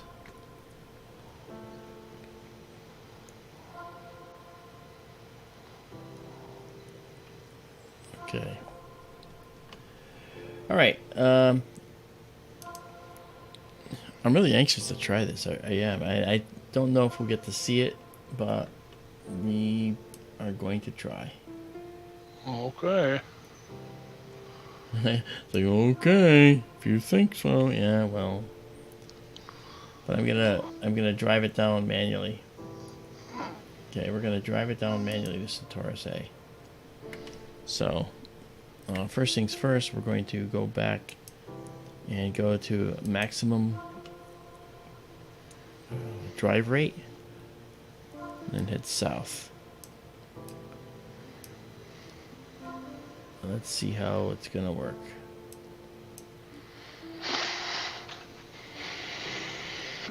There comes our telescope. I've said before, I saw Centaurus A once. Yeah. It was spring of 1986. Okay. I think it was April. I was on a hilltop up in the mountains west of town here, and Okay. I was hunting for Halley's Comet, which was at the time at about its far southern limit in the sky, and it was down really close to the southern horizon, and I was sweeping above the southern horizon trying to pick up the comet, and Centaurus A just popped into my eyepiece totally by accident. Wow. And it just knocked my socks off when I saw it. Looked just like the images.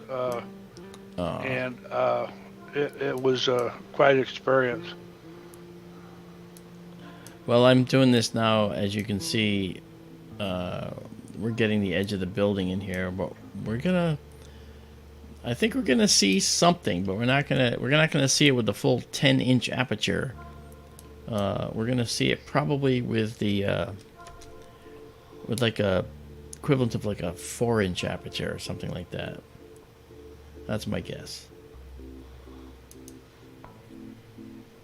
Oh wait, let's go here. All right. Yeah, look how low we are to the horizon. That's pretty low. Yeah. I'm thinking we might not even see it. If you're up late enough, you can try it again. Yeah. It's on the meridian, just about midnight. Yeah. And you can, we're actually almost entirely obscured here. But for the heck of it, let's go see. Let's see. It should be right in the middle if it's going to be there. I see some stars. I think that's it right there. Okay, well, we might not get a lock on our guider, but we have just to wait and see.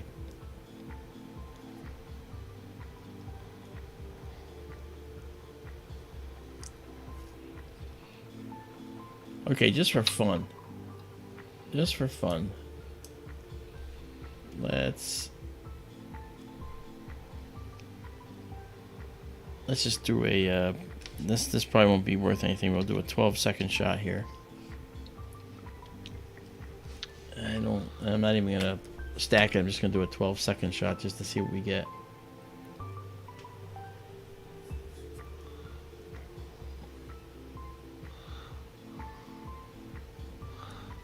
I think you're going to need that Pierre extension you talk about. Yeah, I think so. Yeah. Oh, if you're up in an hour, try it again. I probably will. Okay. Oh well, we tried. We did. Okay, so let's go back to 1 second here. And we'll just do that and do that. And go back to the north.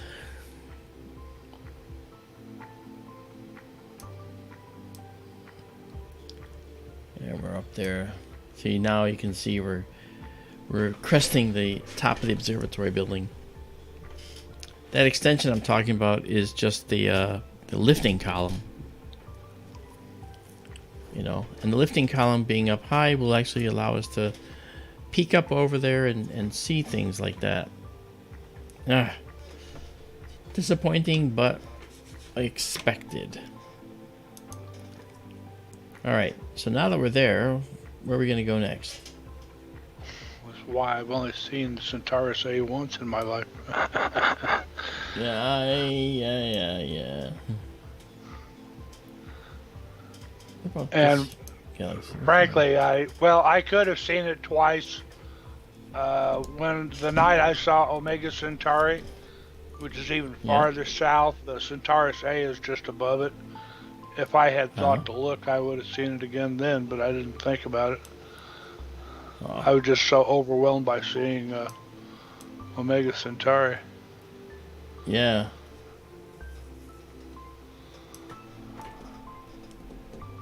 Let's try this. Let's see how it finds this. This should find this. What is it?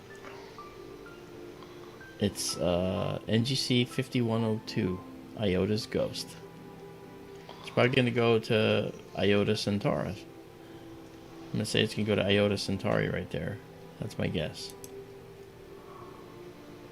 If it does, it'll represent the very first time that our telescope went to a star in Centaurus.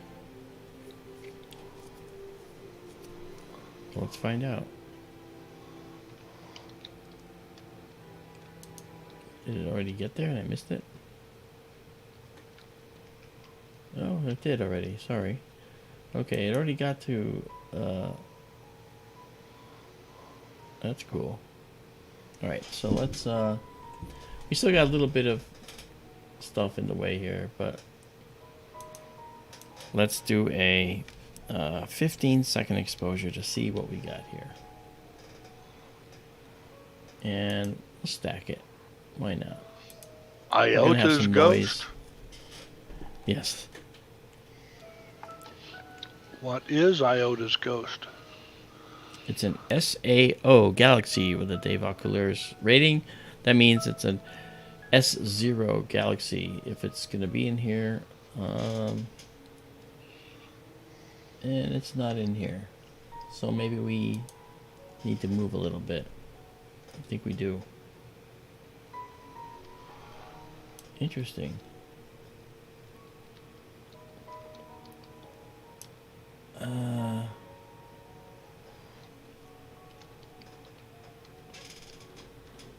Its magnitude's only 9.65. We should see it. We might actually be off with our coordinate system too. There it is. It's right there. See it? This is Iota Centaurus, and this is Iota's Ghost. Okay, so we're at 15 seconds here. Let's just go to 1 second. And give us a enhanced view. Okay, and now we're gonna move over.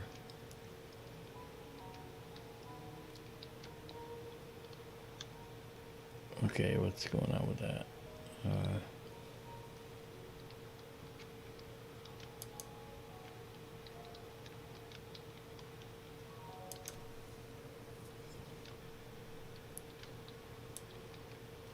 Let's move it over.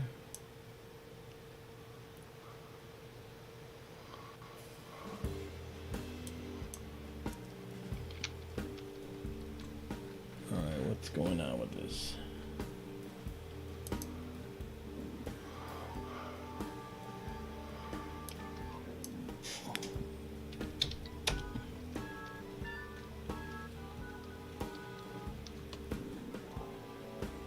Just a second here.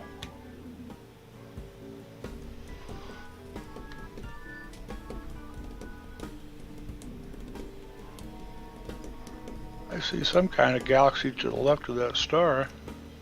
Yeah, that's what I was pointing out. But I'm not getting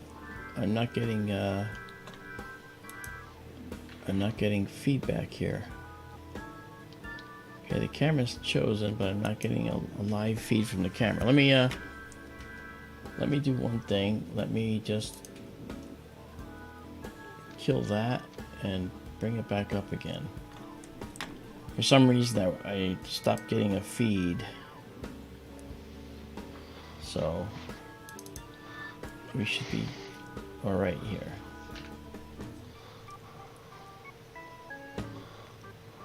All right. And that's what I wanted, and so now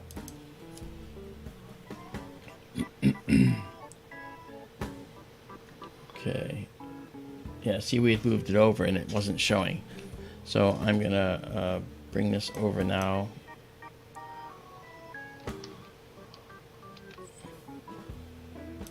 Bring it over a little more. Okay, so now this is where we were looking before. So now let's move over only a little bit. Okay, and move over just a little bit, and then let's try a 30-second shot here on this.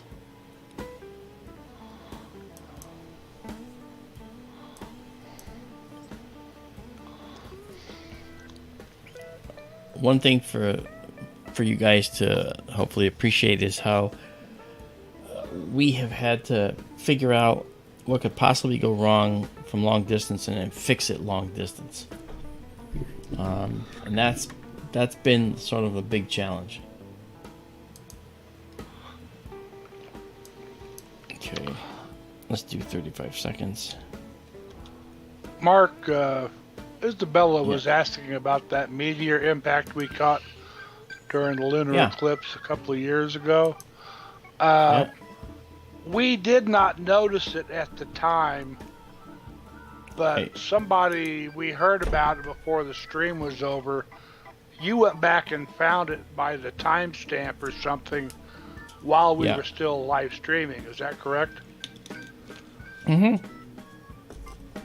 So, I mean, we knew while the eclipse was still happening that you had recorded the meteor impact. That's right. Okay. Okay, this is gonna be small. This is gonna be a small galaxy, so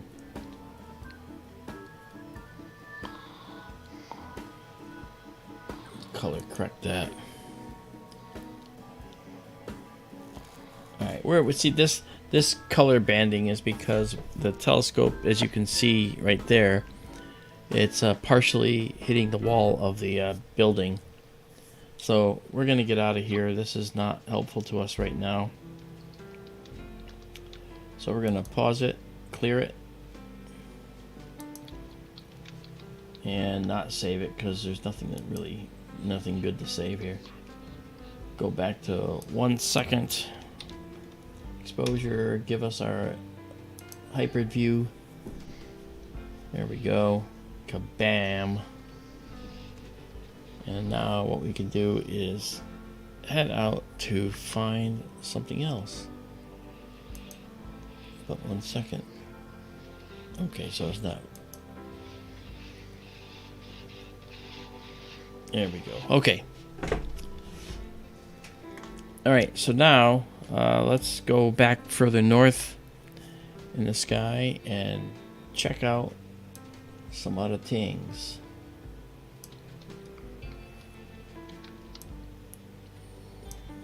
We should go to Como Berenices, I think.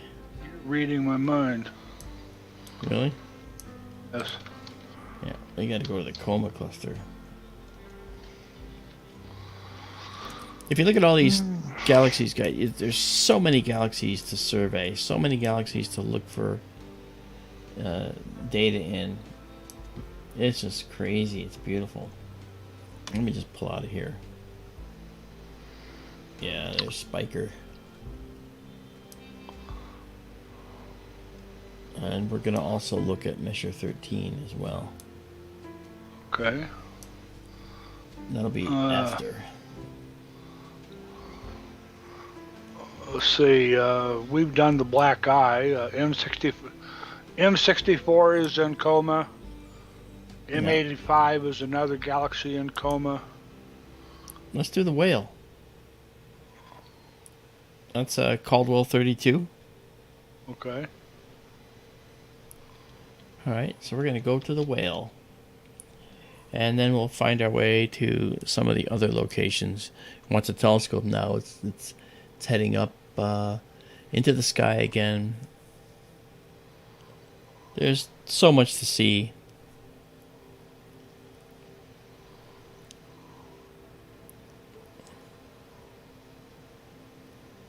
As you can see, it's looking straight up, practically.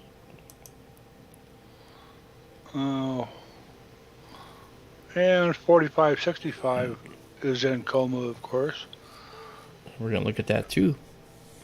M85, M100 are both galaxies. Yeah. I don't know if we've ever looked at M100 or not. Well, we're going to have to. We may not get to all these tonight, but you know what? I'm just having a good time. Okay, Yeah. Cor Caroli was our waypoint star, and now you'll see the Whale.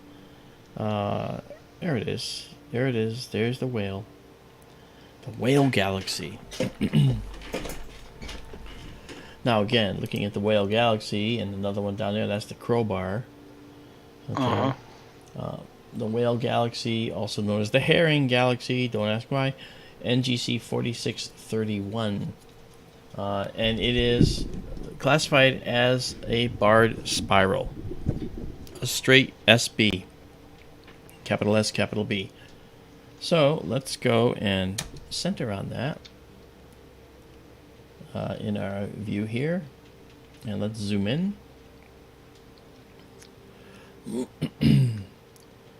And keep in mind, you put the numbers right side up, and that's how we're viewing it. Because you turn your head to the left, and you can see that's the view. Okay, so we get the Crowbar will be to the lower left, and it is, and the Whale will be in the proximate center, and it is. Okay, now let's do a 35-second view of this, and I'm just gonna. Actually, that's good there. That's good there. Okay, so we're gonna remove. The count is underway. I'm the count. I love to count. All right, and now we're gonna live stack this.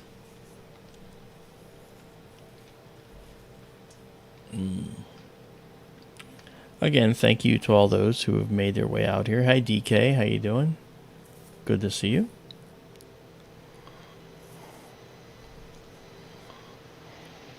No, you're talking about Shoemaker Levy when it impacted Jupiter. I yanked out my telescope. Uberku asked? Yes. Oh. Carry on, you were saying? Yeah, I was looking at that. Look at the Whale. I was looking at that, and I noticed that it had just come around Jupiter's limb, and I was able to see it, and it was really just something else. Amazing.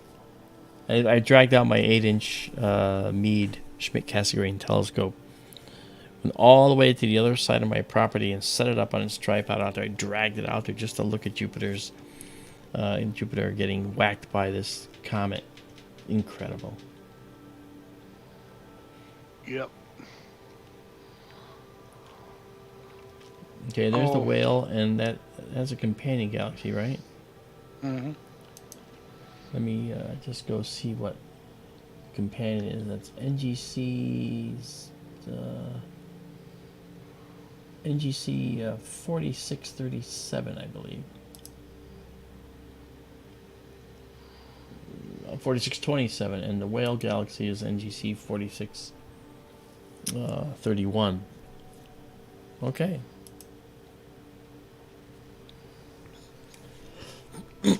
Really, really pretty. This is nice. I like when the galaxies look good from the first photo. Look at that. From the first photo on, they look good. I like being able to zoom in. We did this last time too.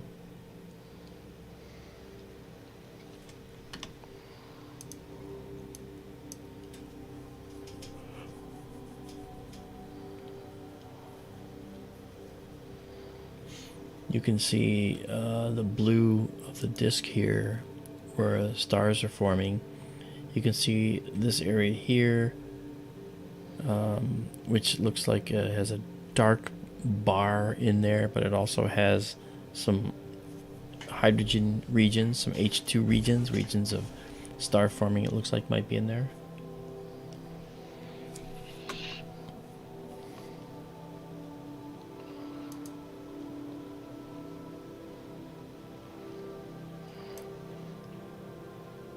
Look at this crowbar galaxy.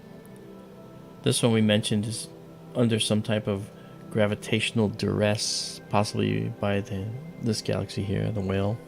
Yeah. Izabela says the whale and the baby whale. Well, the baby whale would be the one up above, of course. And really pretty. Ooh, let's add an enhancement. Let's turn on the unsharp mask, which was off. There we go.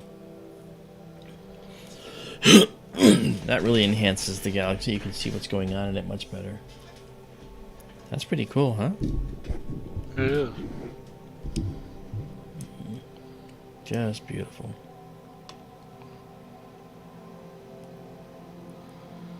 Wow.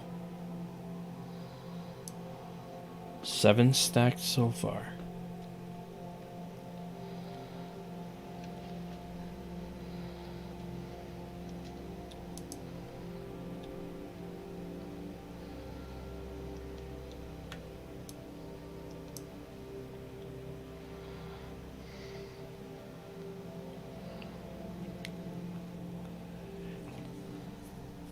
Okay. Our telescope is, our connection is frozen right now. Uh-oh. Yeah. That's rare.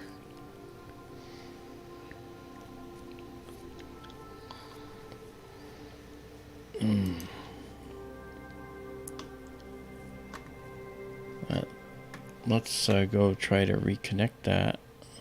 That'd be bad. Is your computer frozen? Okay, I think we got it back. We're back. Oh, it looked like your CPU is running at 100%.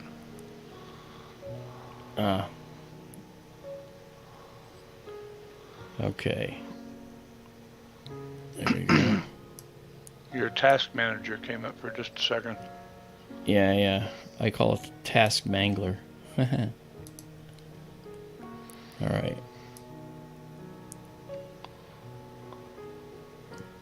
I figured I'd just wait it out. It comes back. Okay, this guy here. I'm gonna move it over.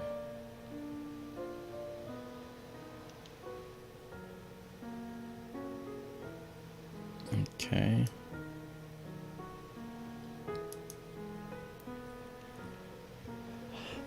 We're good here.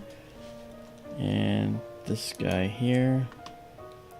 I mean, the telescope is still doing its thing. Look at how beautiful that galaxy looks in there, huh? Really nice.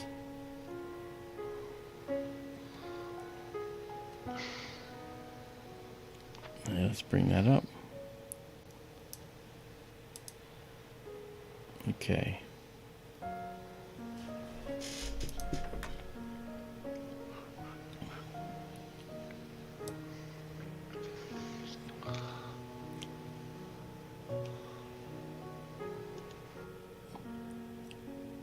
It was still doing its thing in the background anyway, still stacking, so we didn't lose anything at all. Look at that detail. That's nice. Wow. Really, really nice.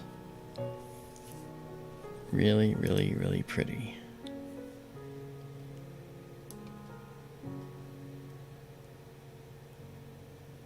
Okay. Yeah. And then to get a little more tease detail out, I can just drag this down just a little. It'll dump some of the noise and darken things up a little bit. That's nice. Just bring it back just a little. There we go. There you go. That's pretty cool. And that's 12 stacked. 13 stacked. So that's good.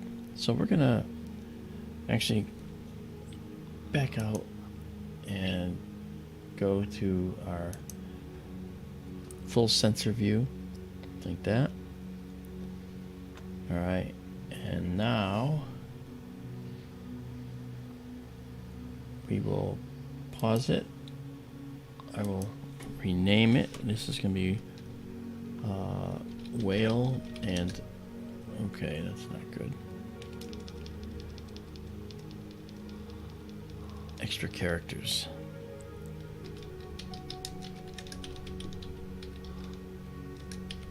I'm going to pull a mark. One more, and I'm going to have to go. All right. I have to get up early tomorrow. Yeah, no problem. Okay, whale and crowbar galaxies. There we go. Okay, so now we'll save these. Well, thanks for sticking around as long as you have, Darrell. I knew you had to go, and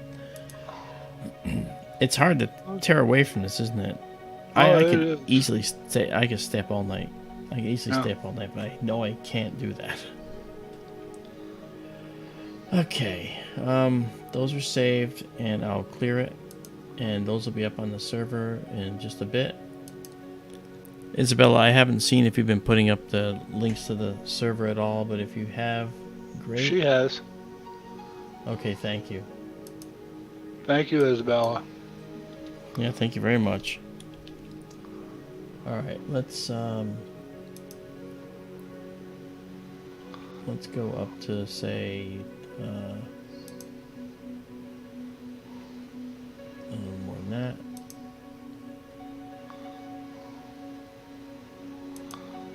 Okay. So now let's bring back this guy. There we are. Okay. Now.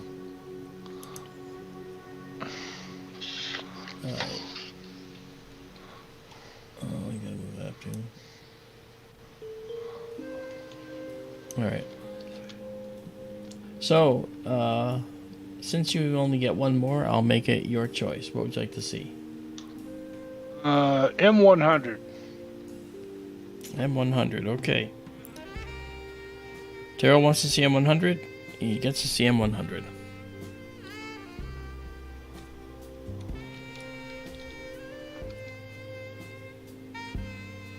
Alright. M100 is in coma. Mm-hmm.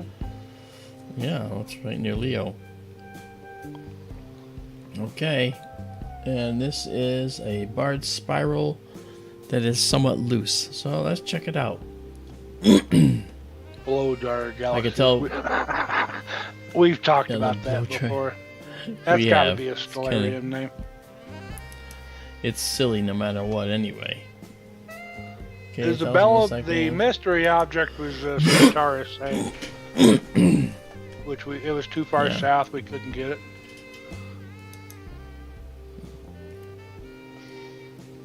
Okay, let's go to auto here. All right. You want to clear There we your go. screen? Oh, I already cleared the stack. That So looks now I an just awful have to lot go. like. Looks an awful lot like the whale and the crowbar still. Well, it is.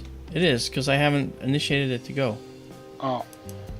I didn't tell it to go yet. It still has to do the high precision slewing and so forth. So here's where we want to go. And so now we're going to go there. You notice there's no scope icon there. We're not there yet. So now we're going to go there. All right.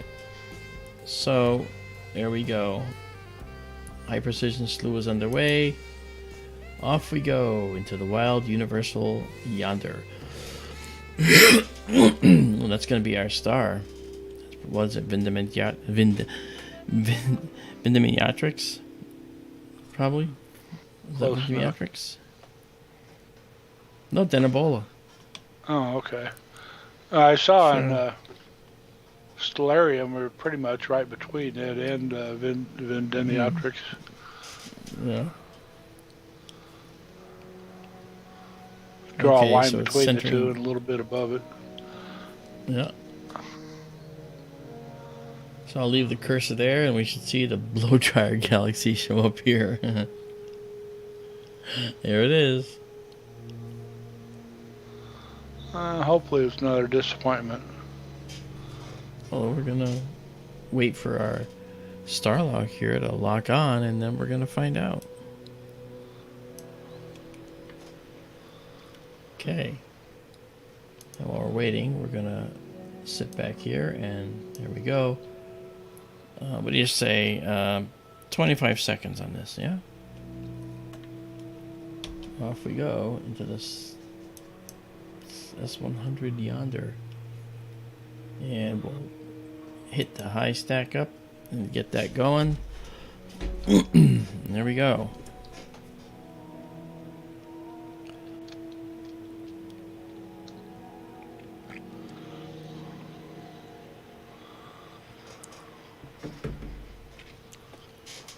All right, here we go. First one. What do we got? Oh, look at that. Hmm. That's probably going to be rather pretty once we get it cranked up. And that's literally almost directly overhead. Yeah. Blow dryer, huh? We Go got figure. 1, 2, 3, 4. 4 more galaxies at the very least. There's probably more. You notice how it just sort of lost a lot of the noise. Yeah, we got 1, 2, 3, 4, 5, 6. 7. One there. Well, let's see. 1, 2, 3, 4. There are 2 dim ones over to the 5. lower right of M100. 6. And where's the 7? Right next This to your is cursor. counting that? Just to the counting this lower one left here? of your cursor. There's another one down. Oh, this one you mean? Yeah, Yeah. I see it. Oh, look at this spiral. This is really pretty. Yeah. What we're going to do is we're going to just go over just a tad to darken us. Give us just a little more darkness here. And we're going to let that play out now for a little while. There are 2 more. One is to the So upper there. left of M100, very close. Right there. And Yeah. another one there at And 9 there's- o'clock. There's one Also- here too, and one here. Very close. Yeah, let's zoom in. It's quite a field. Really is.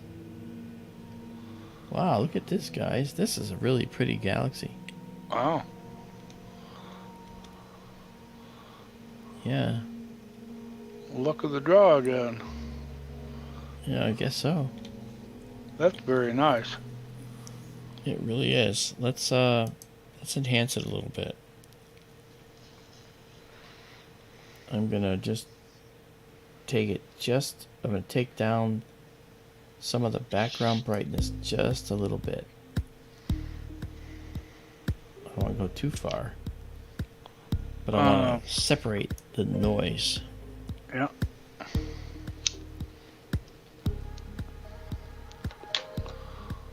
I see distortion on the left side of M100. The outermost arm, pretty much in a straight line with that one at 9 o'clock. And the inner one on the left side also distorted at 9 o'clock. Look at that. Yes. It has some really strange distortion there. Yes. Then in the outer That's arm, pretty. there's a loose area there at 9 o'clock. Yep, right here. And at 12 o'clock, we got this strange central section here. And this arm looks like it's being pulled away from the galaxy, as this one Maybe is. But by the one up at 11:30. Could be that one or this one. This is actually a barred spiral. If I recall, it looks like it's longer this way than it is that way. It sort of has that kind of elliptical shape. I'm not sure if it's a projection effect from being slightly on an angle, or if it's face on but just narrower.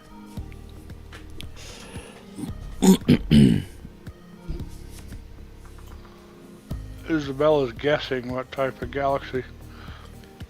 Yeah, it's actually it's an SB, I believe. Let me just make sure. In other words, a barred spiral is straightforward. SAB, yeah, the Vagulur's. But it's an SAB barred spiral, but little b, little c. That means it has characteristics of a less tightly wound spiral and that of a loosely bound spiral.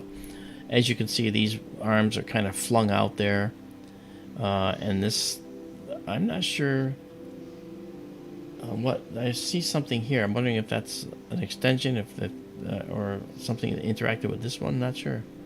Yeah. But you can definitely see some hot blue stars that formed here, and some H2 regions, some beautiful hydrogen regions here. There's some here, and the longer we're stacking now, the details coming out. It's actually pretty cool. I'm gonna go and see what I got for enhancements now. Make sure that our bilateral filter's off. Yeah, unsharp mask is on. That's good. Let's take that mask and slam it up to really high just to see what it does. 2.5. There we go. Yeah, the very faint area you noted at the upper left quadrant, right it here. looks like it goes right back to the outer spiral arm there, where it's pulled out at 9 o'clock. Right here.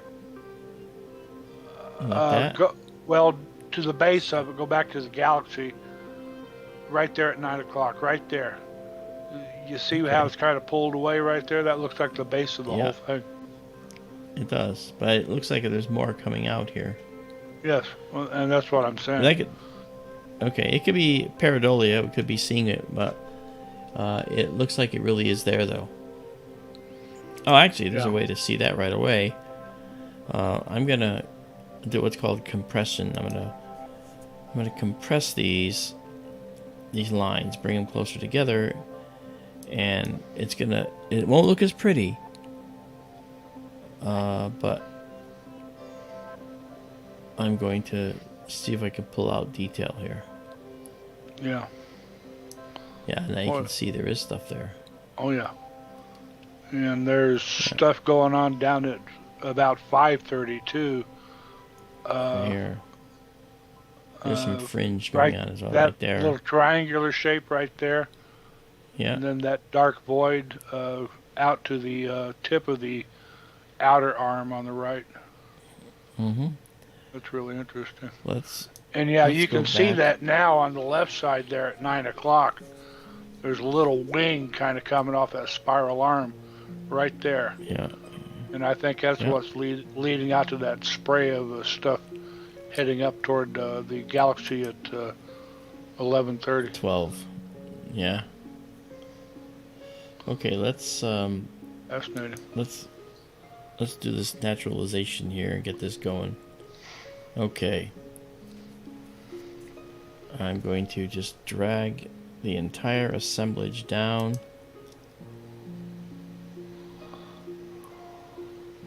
So here we go. That's beautiful. It is. It's good music for the galaxy. Okay, that was too much. A lot of chunks in the gap up at 12 o'clock, too. Exactly. Between the inner and the outer arm. Yeah. Well, since we're doing this, we're actually not paying attention to the rest of the frame. Let's go back and see. We might have something interesting elsewhere in the frame.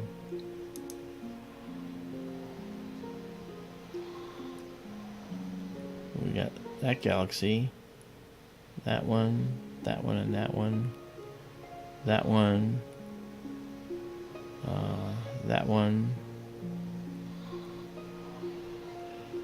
that one. We've got at least 12 galaxies in this image, maybe more. Uh-huh. So, folks, imagine how many civilizations you're looking at right now.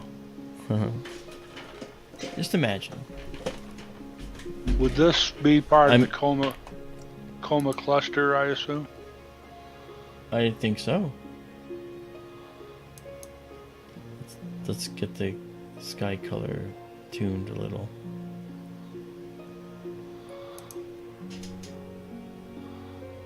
I'm going to pull another mark on you here in a minute. Just one more. It's hard. It's hard to go to bed when you got this happening, right? Yeah, I know.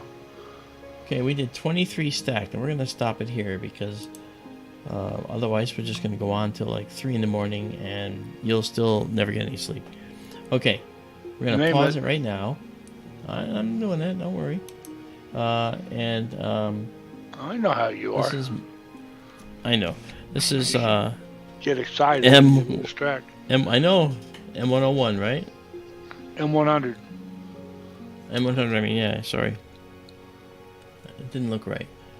101 is the pinwheel. Yeah. I keep thinking. All right, and this is an SAB BC galaxy. See, if we keep using the notation, you'll get used to it, guys. That's how it works. Okay, so now we're going to go down here, and we're going to save this. So we'll get our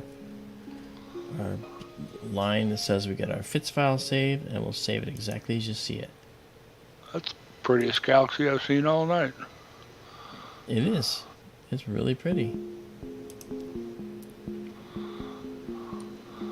And I can't guarantee the next one, but it's actually close by.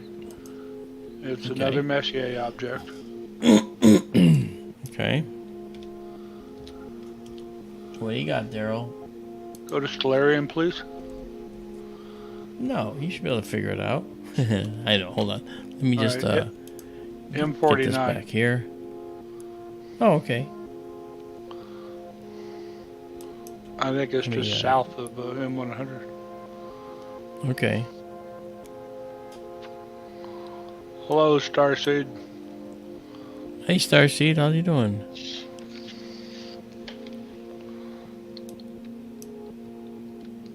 Oh, duh. Okay, here we go. M49. There it is. Yep. Okay, well, let's go to M49.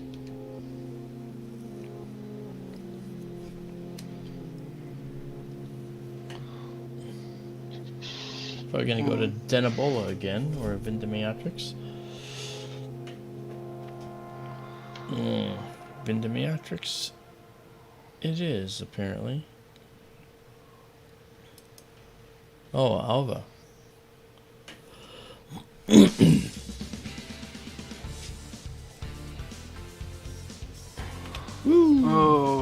gonna hate myself in the morning. Well, I might hate you too if I don't get any sleep. No, I won't. There you go. Okay, let's see. Oh, okay. Looks like It's bright. it's bright. Yep. I see Alright, a let's lot go of find galaxies out in what this. was. Maybe Yeah, a lot there's of one right galaxies there, in this right? field too. One there, one down below that, and Yeah, let's go first to Stellarium. Let's zoom in on this to see what we're looking at. Oh, this is an E2 galaxy. No wonder.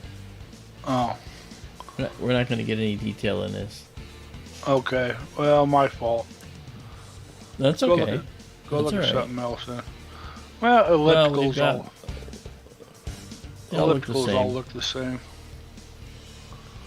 However, this is a galaxy that's worth looking at.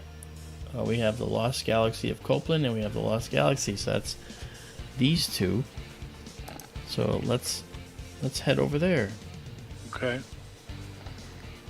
and get something out of this, right? sure. Yeah. Yeah, one too many rolls of the dice, I guess. No, I think it's okay. Well, elliptical galaxies, I just think they're not very interesting. They're just big fuzzballs is all they are. Yeah, I'm exceedingly interested in those galaxies for one reason. I want to know how they form. Yeah, I'd love to know how they form.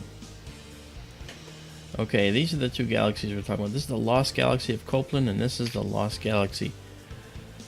They were short on names, I guess, at this point. Alright. Okay, so now we're going to bring ourselves up here. We're going to check our focus, make sure that we're good. If I have to do another focus run, I will, but it looks like we're okay. I'm going to go to 200% and zoom way in.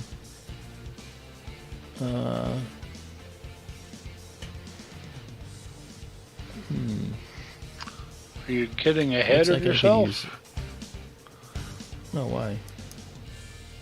What are you talking about? You're zoomed to 200 and you're still just on a 1 second exposure. Oh, didn't you hear what I said? I said I gotta guess check not. the focus. Oh, I okay. gotta check the focus, so I zoomed in and I gotta run the focus routine again, which is okay. Here we go. Plenty of stars to pick from. So what I'm gonna do now is take us out of focus here. Thank you, Izabela. I think She that give was us the the best. ad. Oh, she put it. Okay, Yeah, I think that was the best one of the night. it was. But I have a feeling this one's gonna take its place. That's my guess. Oh. Are you ready? Let's get rid of that. Now let's go. Let's drop the focus out so that we can go in and get the right focus. Alright. Full width, half maximum, and we're gonna scan in now.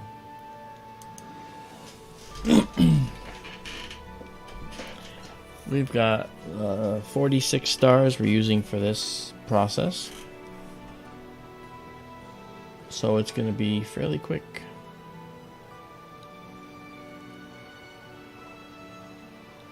The more stars you have, the better.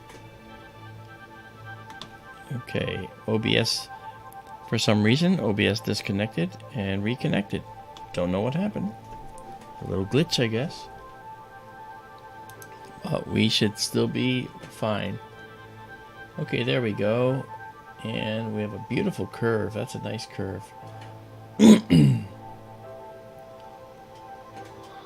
Huh. Okay. And then we're going to go to our best position here right now.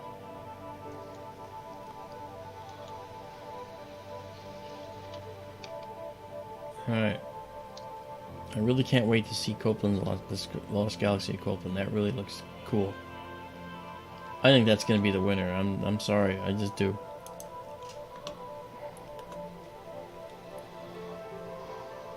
Alright, let's get rid of this. And let's turn on our temperature conversion. There we go. Okay, now we'll do 35 seconds. No, 30 seconds on this one because we got to get to bed, don't we? Yes. Alright, off we go. And we will stack it. Alright, I really think this is going to be the winner. I'll say this one is a winner, okay, but I have to say, I think what's coming up is going to be even better. Okay, get a good look at this now. This is M100. Okay, now we'll clear this out of here. And now we'll see if Copeland's Lost Galaxy does it justice. Oh, it's close! Look at that. That's pretty close. That's looking pretty cool.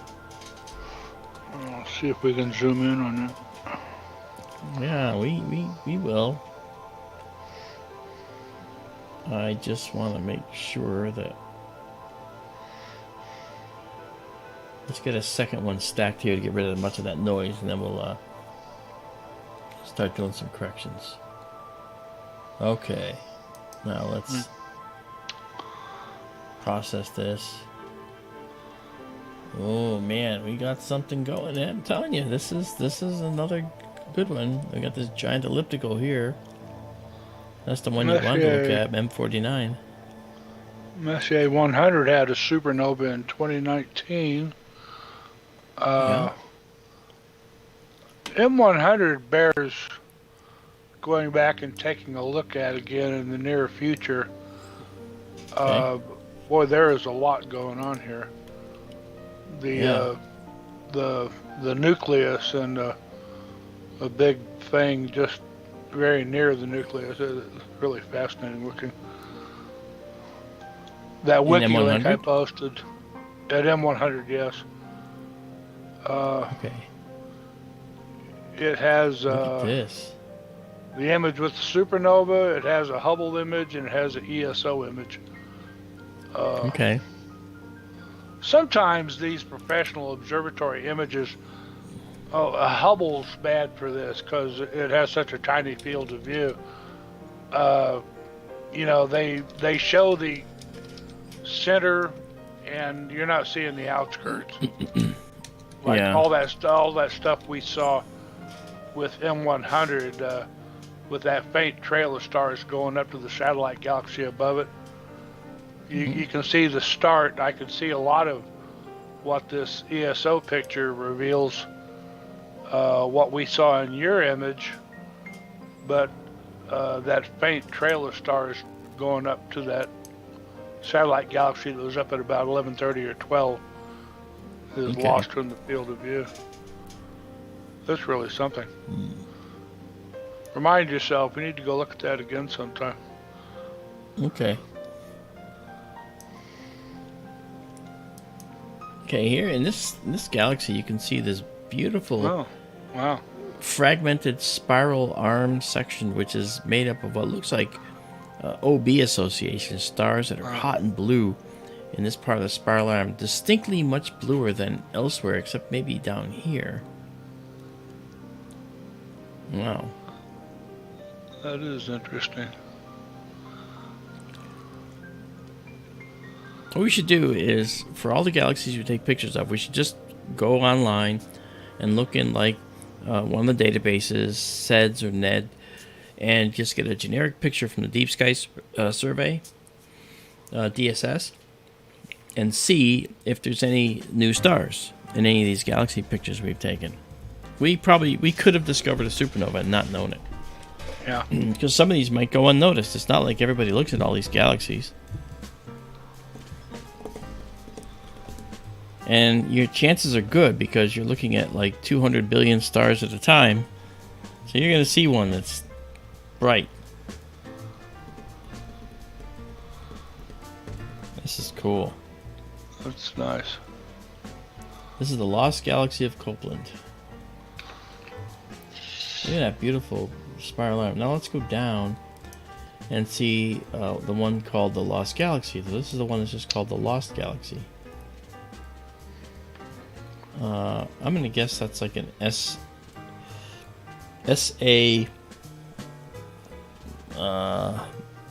0. Let's find out.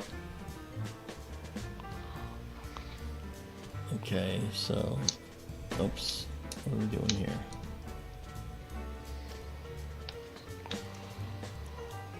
Okay, so the Lost Galaxy. What is this guide?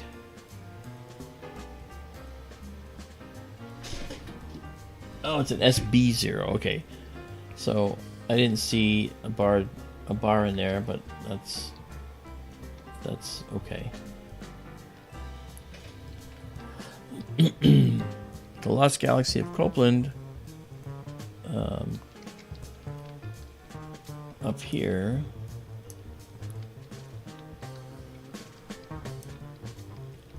Yeah, look at that.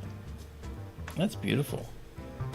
I don't know, Darrell. That's a contender with M100.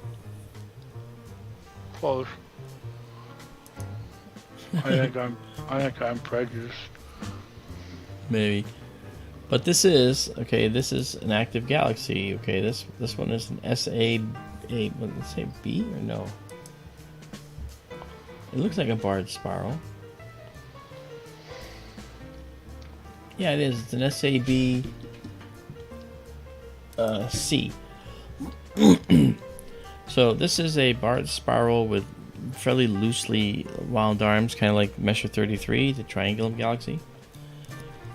As we're doing longer exposure, you can see some of the colors coming out now in the rest of the arms. Some blues here with some darker browns. Yeah. Jeez. Okay, let's do this. Let's pull this down. Just a little. A little contrast. Nice. I don't know, I'm telling you. Looks good. They all look If good. it's so nice, why do they call it the Lost Galaxy?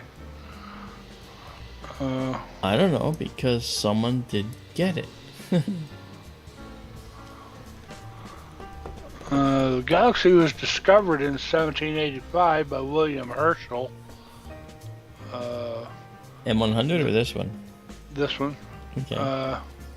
The galaxy was termed as the Lost Galaxy by Copeland because then he had a glimpse of NGC 4535, the same galaxy, using his small yard lenses, whatever that means.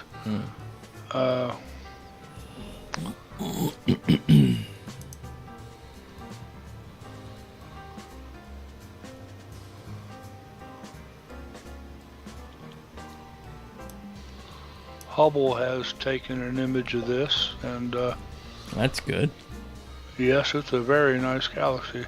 Hey there, Michael Klages. Again, it's almost too much of a close-up, though. It's only looking at the central portion. Yeah. Because that's what Hubble does. Yeah. Because that's how Hubble do. Hey, Rascally Rabbit. How you doing?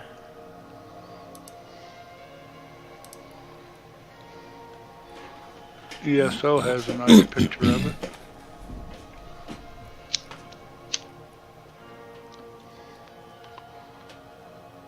This is, as I said, 4535, I think is its proper name, proper designation. Yeah, 4535. Yeah. Michael Klages, to answer your question, if you find a new star, do you get a chance to name it? You could, but you... First of all, finding a new star, that's sort of like not the thing that you'd want to do. I think finding a new galaxy or finding a new planet, that'd be kind of the cool thing. And then maybe you'd get to name it. I can tell you this, if you if you do find something new in the universe, what you can do is you're going to talk to the IAU, the International Astronomical Union, and they will decide whether your name should be included in the find. It depends, because many times finds are found by multiple people at once. So that could be a thing, you know. All right, what do we got? We're 19. We're gonna go to 20 on this. Look at that. That's pretty. A lot going on in this galaxy. It's a really nice spiral. You can see the arms coming out from here, arms coming out from here, and differential rotation, winding them out and around. That's just beautiful. And there's another galaxy. Let me see. I saw it once. Where is it now?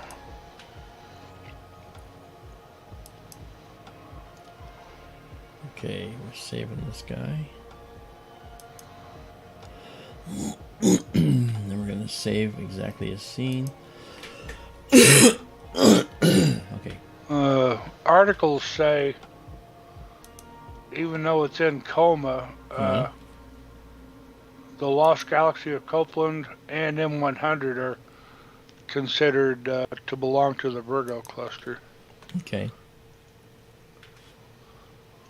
Well, there we go. What a beautiful night. Well, folks, that brings us to an end for tonight. We've streamed here for 3 hours, and Darrell has to go to bed, as do I. So you guys have a good night, and we will talk to you soon enough. Darrell, thank you for coming out. Well, sure. Thanks for having me. This is a good night. Saw some really cool stuff tonight. Yeah. Okay. Well, okay, folks, good night, everybody. Good night, everybody. We'll see you later. And Darrell, thanks for coming out, like I said. Sure. Okay, take care, all. Have fun. It's nice seeing you. Okay. Bye-bye, guys.